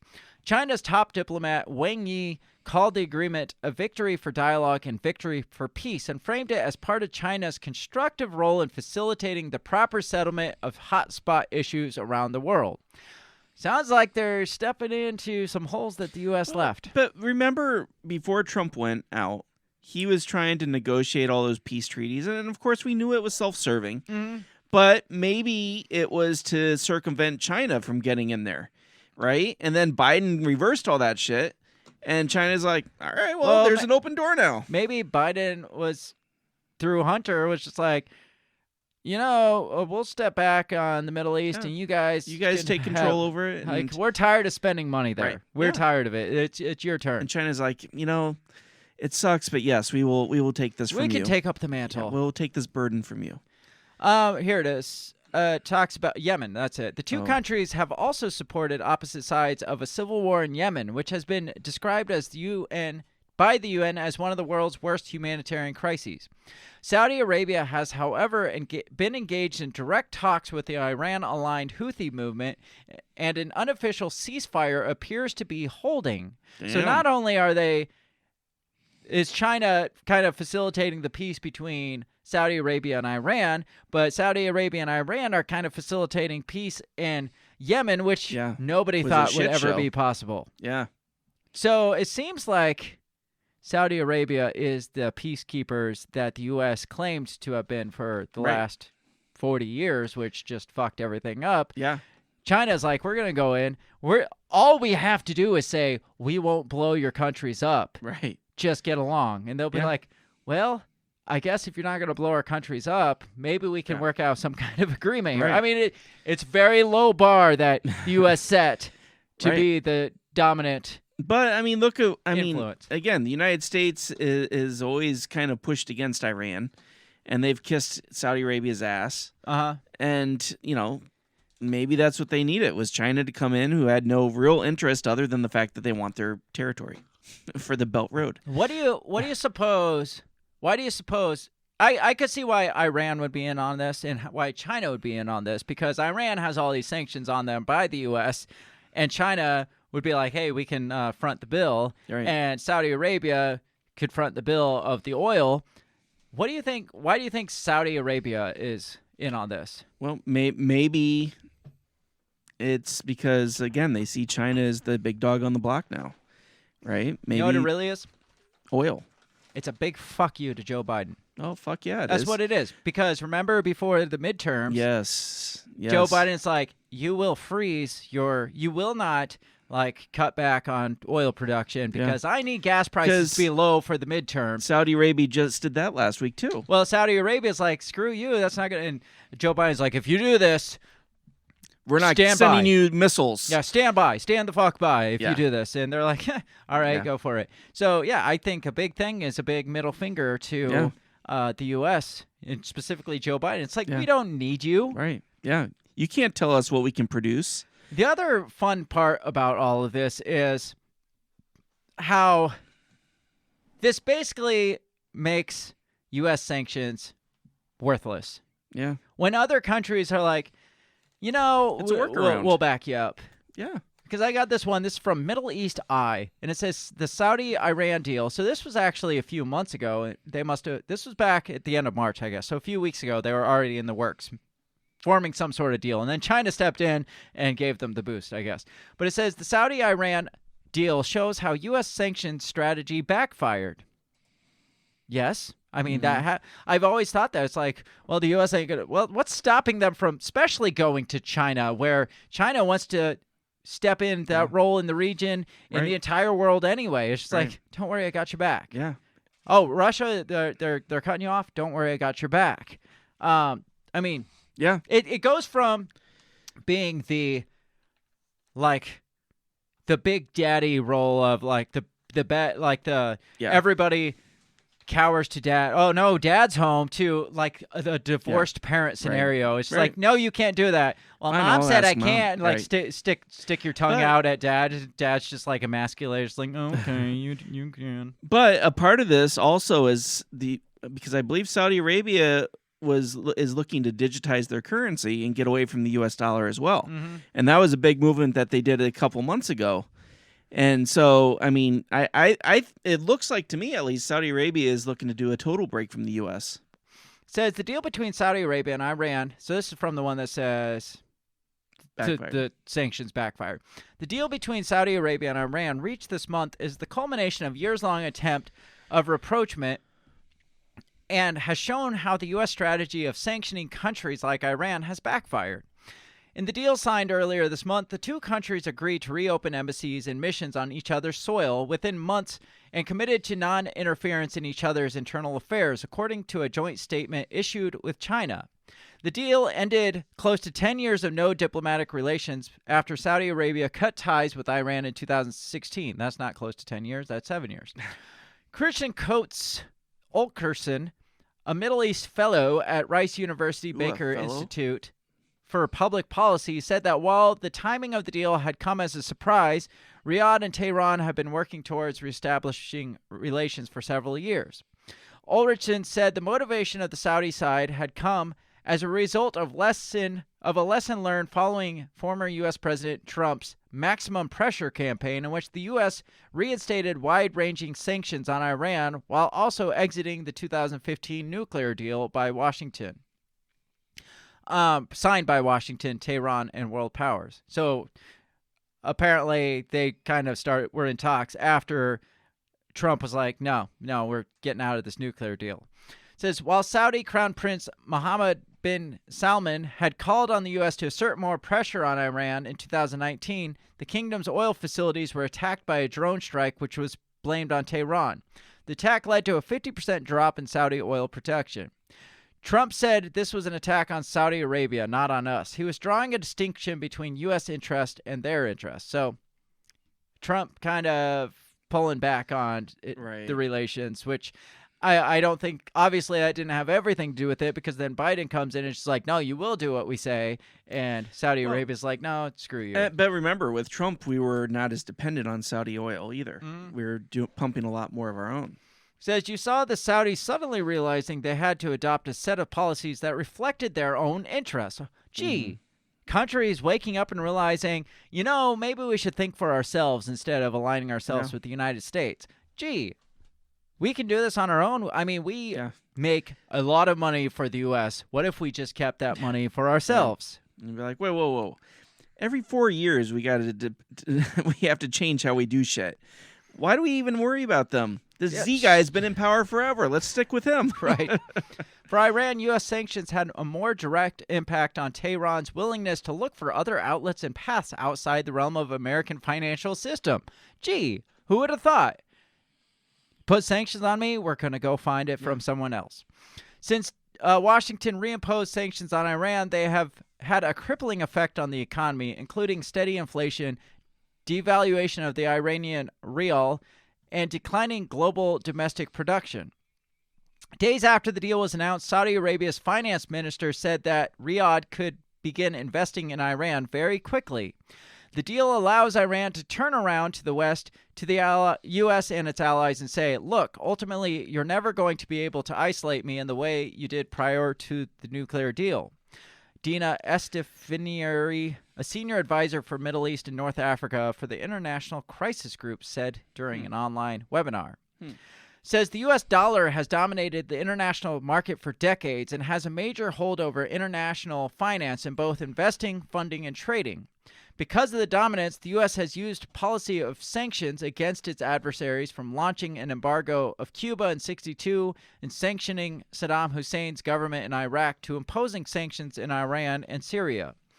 The latest country to face massive U.S. sanctions is Russia, which was blacklisted by Washington following its invasion of Ukraine last year. However, experts say the policy of sanctions has proven ineffective, especially in recent years, as China has emerged as an equal rival to the U.S. in the international financial market.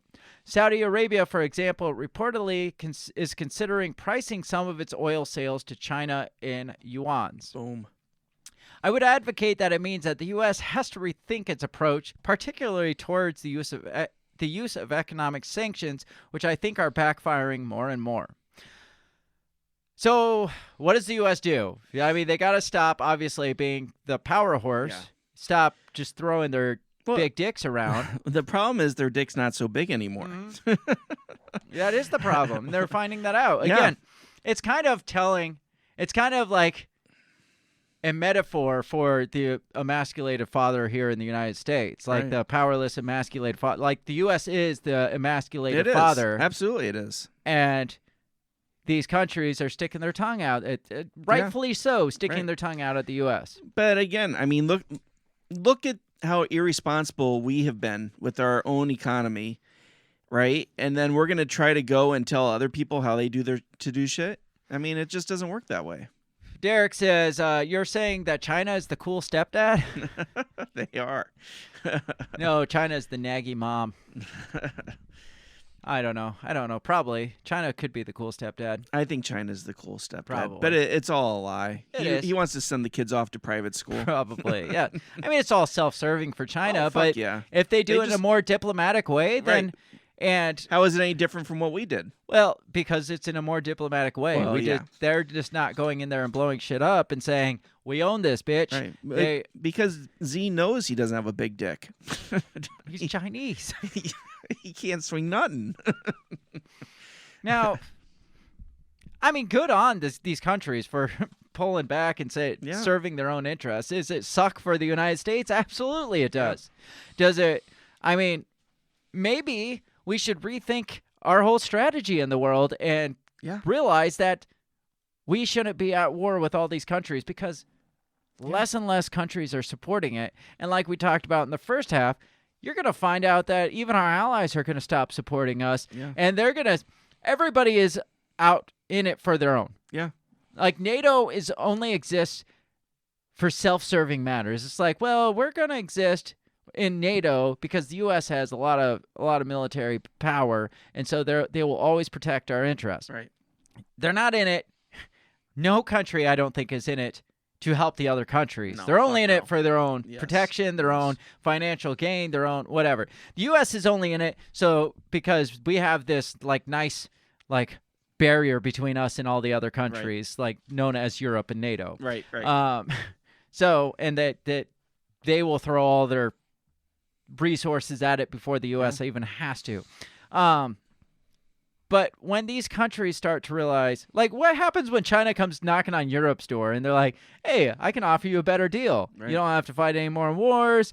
We can all get rich, guys. Yeah. You guys like money. We have money. Yeah. We like money. You have some resource. It's only a matter of time because, I mean, the WHO and the UN and the WEF are all on China's jock. Mm-hmm. I mean, it's only a matter of time before the European Union is like, fuck you, Victoria Nuland. We didn't like the guy from Ukraine, so we're going with China. Yeah, we kind of like China now. Yeah. I mean, we're already getting all our stuff from China. Right. Why do we hate China again? Right.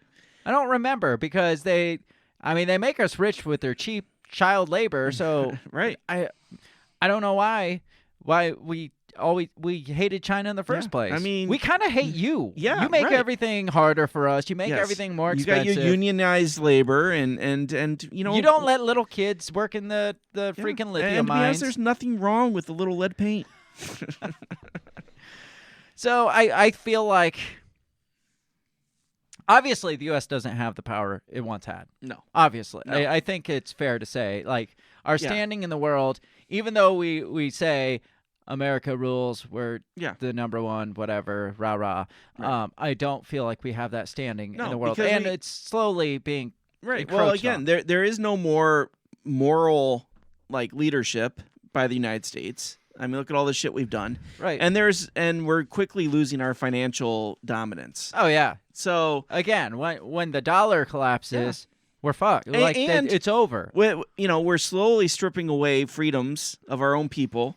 So losing that standing in the world, no longer the shining city on the hill, you know. So the United States is quickly becoming shit in the eyes of the world, but China's looking good. And I feel like for some reason this has kind of been the plan in the works for a while. I think so. Otherwise, Biden wouldn't be president. For at least half a decade. Yeah, exactly. Trump wouldn't have probably been president. Yeah. I feel like for at least half a decade, maybe a full decade, it's kind of been predicted that the American empire is going to fall. Mm-hmm. It's been all over. newsflash. Right. They talk about it. I think they've been saying that since 9/11. Well, right after 9/11, the U.S. was like, no, we're going to dominate the world again. Right. And the rest of the world was like, we don't necessarily want to do this. That's and not the way we do things Bush anymore. was like, you're either for us or you're against us. And then they're like, well, we don't want to be against you, so I guess we're for you for now. For now. But now there's an alternative. Now we can be against you. Yeah. So this came out. These are some of the predictions in the last half decade. Back in 2017, this think tank called Big Think said, why the fall of the American empire will happen by 2030. It's an ironic date thrown out there. It's just coincidental that it's 2030. No ties to, I don't know, like the Agenda 2030. Right, or the Great Reset. Or the Great Reset or any of that no, stuff. No, not at all. So this one was telling, though, because, I mean, it's almost like a direct prediction of what's happened in the last 5 years. It says, living in such tense and mercurial times, it's easy to see that most Americans do not have a strong confidence in their country's future, with 60% thinking it's headed the wrong direction, according to polling data from Real Clear Politics. They are sharply divided by politics, by the role America should play in the world, and by how to utilize science and education. All such sentiment is not only warranted, but indicates the reality that the American empire is in its last years, if you believe the prediction of noted historian Alfred McCoy. McCoy sees the election of Donald Trump to presidency as a defining moment. He doesn't think Trump himself is the cause of waning American power, but rather a symptom of it. And I can see that. Yeah. Nonetheless, McCoy regards Trump as likely to hasten the downward trajectory. The historian writes that all negative trends that are plaguing America now are likely to get much worse, growing rapidly by 2020, and would reach a critical mass no later than 2030. It says the American century, proclaimed so triumphantly at the start of World War II, may already be tattered and fading by 25, and except for finger-pointing, could be over by 2030. A lifelong observer of America's trajectory, in 1972, McCoy wrote The Politics of Heroin, a seminal book on the CIA involvement in the heroin trade during the Vietnam War. His new book, In the Shadows of American Century, The Rise and Decline of U.S. Global Power, is coming out in September, back in 2017. He currently teaches history at University of Wisconsin-Madison. He describes the coming 2020s as a demoralizing decade of rising prices, stagnant wages, and fading international competitiveness. He blames the decades of growing deficits on incessant warfare in distant lands. By 2030, the U.S. dollar will lose its status as the world's dominant reserve currency, marking the empire's loss of influence. I'd say 2025. But by 2025, it says it'll be very tattered and faded, and by 2030, it'll be all but gone. Yeah. So stagnant wages, rising prices. Check. He talked about when we had. I mean, how far can you stretch yourself thin across the international warfare? Like, we got wars here, we're spending it, like, stretching ourselves so thin, and then the world turns around and looks at us like, wait, you're not the good guy at all. And it's just like, but we just spent all this money, like, making the world freer. Right. Like, it's interesting to me. It's like, what was that? There was a protest. It wasn't J6.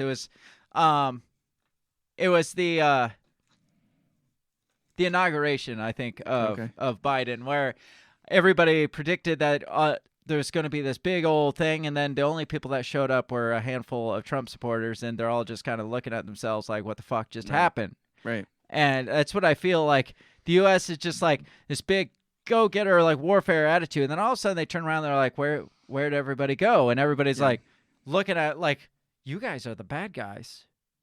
And I think that's the intentions of all of this. Mm-hmm. But the problem is we spent the last 30 years stretching ourselves thin, so we have nothing to fall back on now because we spent it all. Right. I mean, that's what happened to Rome. Yeah. You know? I mean, went on this conquest to rule the world, and like, we let our own country fall to shit, and then the rest of the world turns their back on us, and it's just like, Well, now we're just left with the shitty country. Well, but I mean, remember what show was it? Was it last year? We did a show about how America was too big to fail. Yeah. Right. For now. But when that's the thing. Right now, America is too big to fail. Right. But at some point, I think the rest of the world is going to be like, "Fuck it, we don't need you." It's and already let happening. It fail. It's already happening. Right. We're quickly becoming more trouble than what we're worth. Mm-hmm. But I think again, that's been the intention of it. Oh, absolutely, it's like, we have. Yes. It's like, we got to keep propping them up, them up. It's like, for example, the big banks or something. Like, say the government, the feds or whatever, keep propping up JP Morgan, propping them up, throwing more money at it, and then all of a sudden they're just like, nope, and then they just turn around and just let it crash and burn even harder. But like you said, that's been the intention. That's why there was so much outrage when Trump turned around to NATO and be like, look, guys, you got to pay your own share. And people were like, what the fuck? What do you mean we got to pay our own share? Right? How can you do that to us? Right? But we're expected to outspend and to overstretch ourselves so that, that's the natural progression of things. The United States is supposed to fail. Yeah, like we say too big to fail, but at the end of the day, it's supposed to fail. Like make us feel like we're too big to fail, and then just pull the rug out from under us. Because there's got to be that equity, right? The United States can't be big if you're going to have equity in the world. We have to be cut down to the same level as everybody else. Lower, or just lower, right? Because decimated, right? Because that's our punishment, right, for being an imperialistic nation. Even though all these other countries benefited off our imperialism, whether that's a good thing or not. Right, absolutely. Beto is here. Beto, hey, Beto, how's it going? Beto says this is a controlled demolition of the American empire. Yes. It's going to just fall in its own footprint like the World Trade Center. Yeah, right. But entirely by accident, obviously. Now, another parallel article came out in November 2016, titled "America's Dominance is Over. By 2030, we'll have a handful of global powers." Guess who wrote this one? The World Economic Forum. I was going to say WEF. Yes. But the funny thing is, this was before the WEF came out as pro all this stuff. They're almost making it sound like, this is bad, guys. Like, we don't want the U.S. to fail. Like, because it's talking about, like, the end of like state-nation power, like nation-states kind of failing for this more like global, because it literally talks about, oh no, if America falls, it's gonna, like, all the power is gonna be in just a handful of global power, which is exactly what the World Economic Forum is. It's just a handful of global power. Right. Because this one came out in 2016. Again, the plan. 2030. That's been the plan. I mean, WF is the ones that pushed the 2030 agenda in the first place. Yes. So for them, 7-8 years ago to be like, oh no, guys, by 2030 the U.S. might be not a thing anymore. Maybe we should start getting our ducks in a row. Yeah. And they're like, well, we're going to be the ones to pick up the pieces. It says the world's political landscape in 2030 will look considerably different to the present one. Nation states will remain the central players. There will be no single hegemonic force, but instead a handful of countries, the U.S., Russia, China, Germany, India, and Japan, chief among them, exhibiting semi-imperial tendencies. Power will be more widely distributed across non-state networks, including the regressive ones, and vast conurbations of megacities and their peripheries will exert ever greater influence. The post-war order that had held since the middle of the 20th century is coming unstuck. Expect uncertainty and instability ahead. In other words, they're telling us what their plan is. Right. Ahead of time. Talks about the end of history. Says, rumors of the nation-state's death were greatly exaggerated. The end of history has not arrived, and liberal democracy is not the ascendant. Misha Glenny contends that Fukuyama and others underestimated Western hubris and the greed of financial capitalism, which contributed to the 2008 to one of the most serious political and economic crises since the Great Depression. Blah, blah, blah. I want to get into some of their predictions. 4 threats to the nation state. So making it sound like a bad thing. Right. But knowing what we know now about the World Economic Forum, they're like, ooh, this is going to be fun. First, the redistribution of power among a handful of nation-states is profoundly disrupting the global order. Established 20th century powers such as the U.S. and EU are ceding importance and influence to faster-growing China and India, which is what they want. Second, the deconcentration of power away from nation-states is giving rise to parallel layers of governance. Indeed, nation-states themselves are busily establishing legal and physical enclaves to contract out core functions to private entities. World Economic Forum, all the WEF, people that are part of the right. WEF.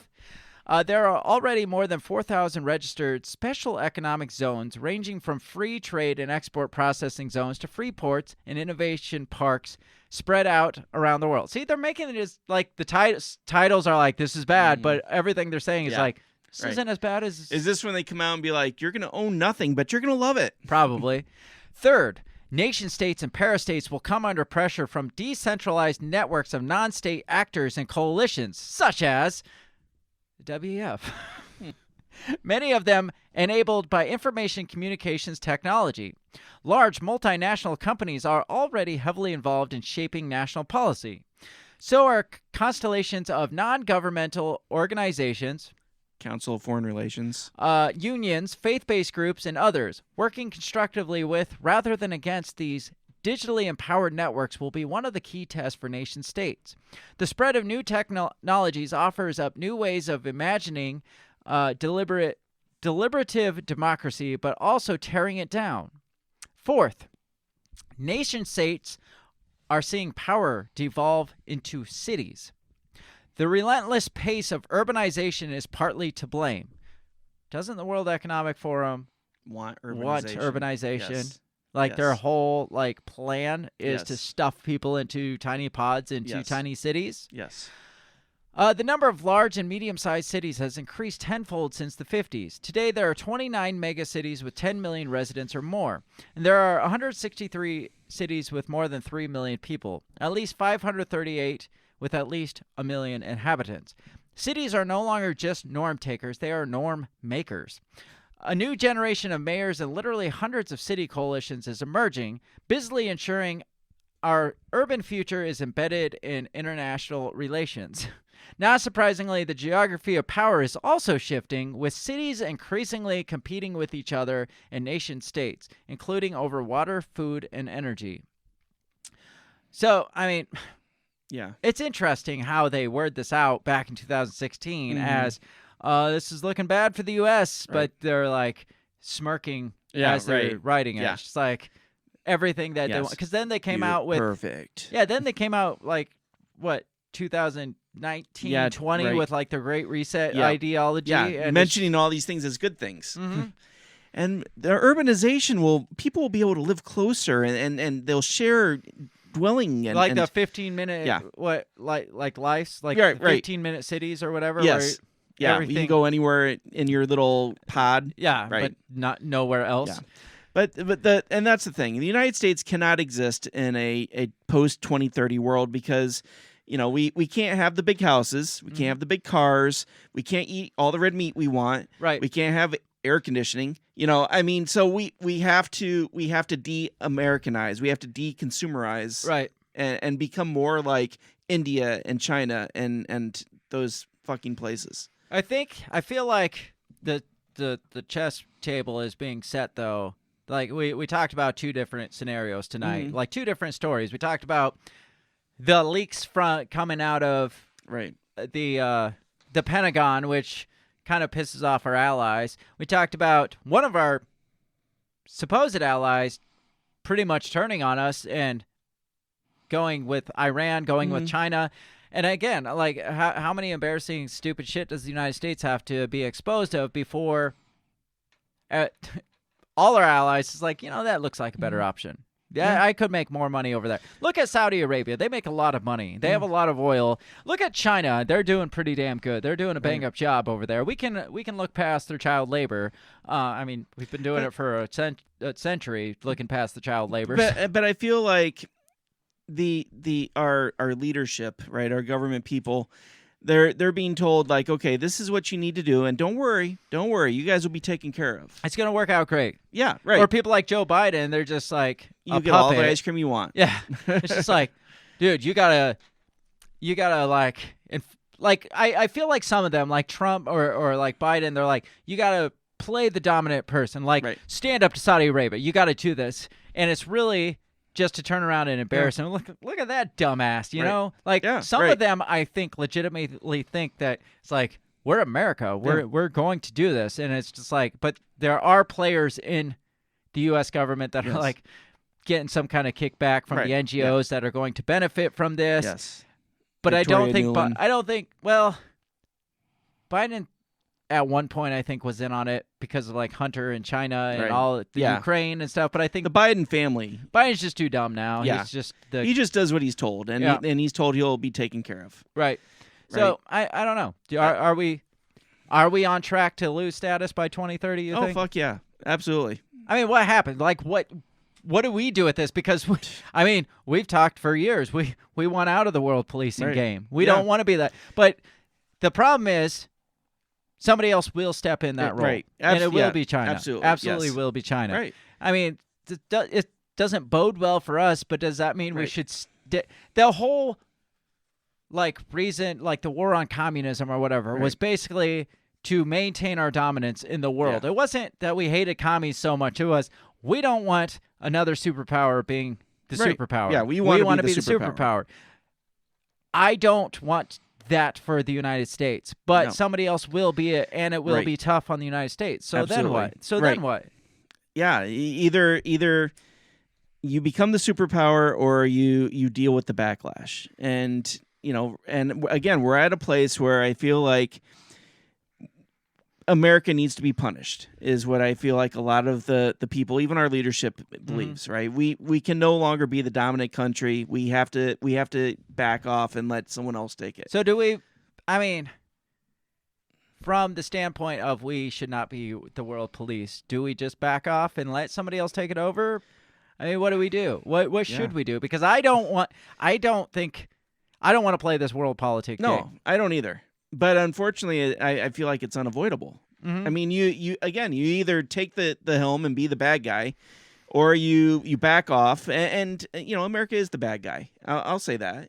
Now, part of me wants to say, let's back off, just focus on America. Let's just be America. Oh, I would love that. Now, if America loses its dominance, a lot of people say that democracy will just die. Right. I don't know if I believe that. No. It won't die. If the U.S. let's go back to just trading amongst ourselves. Let's just go back to just our own country. Let's get away from the globe. Like, who fucking cares if the world's not maybe we're not going to be as rich of a country as we once were. That's fine. I'm fine with everybody living in normal houses. Right. I am fine with. Yeah. I don't know. I would rather back off and just But would we be allowed to? Right? Probably not. Or would the EU, the UN, the WEF, or whatever alphabet people come over and be like, look, you guys are bad for the environment. That's why you keep all the fucking guns. Right, exactly. You're consuming too much. You're producing too much carbon. We have to come in and take control because you guys just cannot. That's why we maintain the fucking guns. We have more guns than every other country combined. Oh, absolutely. Just maintain the guns. We'll be fine. The problem is our politicians don't see the same eye to eye as we do. So they want to bow down and kowtow to the rest of the world. Right. I feel that one way or another, this way of life is going to end by 2030, probably. Absolutely, yes. Now, the sooner you realize it, the biggest thing you can do is stop fucking relying on the government that's holding itself up to this prior status, we're the big dogs on the block, when we're really not so much the big dogs, but we're relying on this government for everything. Yeah. And eventually that's going to come to a crashing halt, and we're going to have to rely on ourselves. Yeah. So we say it all the time. Self-reliance, self-dependence. Get off the government because it's not going to be there for much longer, I don't think. Do you feel like, because I can't imagine Americans going easy, right? I mean, if our country, decides to hand over the reins to somebody else, I mean, is there I a think civil war? there will be a civil war. Absolutely. Yeah. I think so, and I hope the side that doesn't want that wins the Civil War, and then we just go back to being the United States of America, or just states again. Who cares? Or maybe we're just like the freaking Wild West or whatever. Like we just turn into a bunch of like the savage, uncontrolled nation that we just fight like regional wars and stuff, kind of like that we made in the Middle East. Right. Maybe that's just what we turn into. Warlords. Yeah, we'll become warlords and drug traffickers and stuff like that, and we're just protecting our region. I'm fine with that. Yeah. I mean, we might have shorter lifespans, but it'd be more exciting. I think it'd be fun. I agree. Yeah. You know, red meat and fresh air. Yeah, exactly. Nobody can tell us to stop eating the cows. That's right. Nobody can shove us into little freaking pods. Yeah. Like, I don't want that, and I don't know. I don't know if that's the hill to die on, fighting for. I think it is. That's the America to fight for. Well, I think it is. Because it doesn't matter, like you say, we need to keep asserting our dominance to keep the other. It doesn't matter. Like no, somebody's as long as we're plugged into the world, we're going to be forced to play by the world's rules, right? Yeah, because I mean, it takes a handful of people at the top to just shift things over. It's like, look, guys, look at China. They're great. They're great. I mean, there is no like chess table. It's just like a video game. Yeah. Like it's all controlled now. Right. So as long as we keep trying to play the game, we're not going to win the game. We need to get out of the fucking game and just focus on us. And then when the world, like the globalists or whatever, don't want to sound like Alex Jones, but when the globalists say, hey, y'all are going to play by these rules, at that point, we just got to step up and say, we're not playing by that fucking rule. Right. And we got to stop following these fucking clowns that are putting us in this spot in the first place. Yeah, absolutely. I don't know. There's no moral to the story. There's not. Besides, stop depending on the dumbasses at the top that are, I mean, I am not opposed to the U.S. losing their dominance, but I'm not going to bend to that model either. So No. You got any final thoughts on all this? We got to get out of here. Well, we kind of went doom and gloom on this one. I mean, it happens sometimes. It does. I know. It's unavoidable. No, I agree. Yes, the United States, by 2030, it's going to suck. And so you're going to just have to try to figure shit out. Which you should, I mean, it's 2023. Yeah. You got 7 years to figure your shit out. Yep. That's why we've been telling you this for 3 fucking years now, to figure your shit out. If you wait till 2030, which most everyone will. Mealworms. That's the way it is. If you wait till 2030, it's going to be too late. You'll be living in the Republic of Chicago eating mealworms. Figure your stuff out now because, I mean, don't wait till you have to be self-reliant to decide to learn how to be self-reliant because it's too freaking late by then. Yeah. And don't depend on your government to wish that away for you because they're not going to do it. They want it. They do because, I don't know. It's like that show where the aliens came over and kind of isolate Colony, yeah. Yes. Well, you had like a few at the top that were in on the game that were participating, so they could be. And they had the cushy life. Yeah, they could live their cushy lifestyle, so they were participating. That's what this is going to be like. Absolutely. The politicians, whether they want it or not to happen, they see it as inevitable, but they want to maintain their cushy lifestyle, so they will play ball with it. To allow it to happen, I guess. Yeah. Anyways, I don't know. This could keep going on forever. It could, but no, I agree with you. I think that's exactly the model they're looking for. Yeah, it is. So in China. I don't know. It's kind of disturbing seeing Saudi Arabia and Iran aligning with China because that will establish dominance in the region, which I don't want you take the Middle East. I don't care anymore. I don't care about it anymore. But just wait for like all of a sudden Russia's like, we don't like sanctions either. We want to on board with this. And so they join forces and then North Korea comes along. North Korea's like, you guys aren't so bad. And then South Korea's like, we're kind of stuck in the middle of this and they're spying on us. So maybe we can all play nice together. I mean, you guys are right there with China. You guys are right there with North Korea. We can make some money together. Turkey's like, fuck this NATO shit. They won't let us do anything. Yes. So no, it's going to be dominoes and it's It will. Yeah. So, I guess just ride the waves. Ride the waves. Just get on board with it. Don't get on board with it. Just ride the waves, though. Yeah. We got to get out of here. This has been an interesting one. It has We been. jumped all over the place like we promised. Yeah. Let us know what you think. Do you think 2030 is the end of the United States as we know it? You think things are going to dramatically shift by then and we'll have like the WF Great Reset ushered in by then? I don't know. What do you think? Do you think people will fight back against it, push back against it, or you think they'll just kind of There'll be pushback. stay comfortable? That Try to is- stay comfortable. The romantic in me believes that. I hope so too, but I don't know. It's hard to say. Yeah. Like once things get the slightest bit uncomfortable, people start changing their minds real quick. There's a lot of people that say I'm going to fight back and not going to do it, but once things start getting uncomfortable, they're like, maybe mealworms aren't so bad. At least it's food. We got to get out of here. Make sure you check us out all over social media. Let us know what you think. The comment section is always open. We also have the Facebook forum, Breaking the Bell forum. You can jump in there, and if you don't like all the weird conversation being out in the public, your family and friends seeing the weird sides of you, that's what the Facebook forum is about. So you can anonymously chat with us. Yes. And spread all the disinformation without your family disowning you. If you don't care that your family and friends in the rest of the world disown you, I like to hang out on Twitter because my friends and family already know who I am. You can find us on Twitter, Instagram, and Facebook at the handle @BreakTheBellPod. We tentatively will be doing the morning show this week. We didn't at all last week because Dan is a bitch. That is the... I don't even remember what it's called now.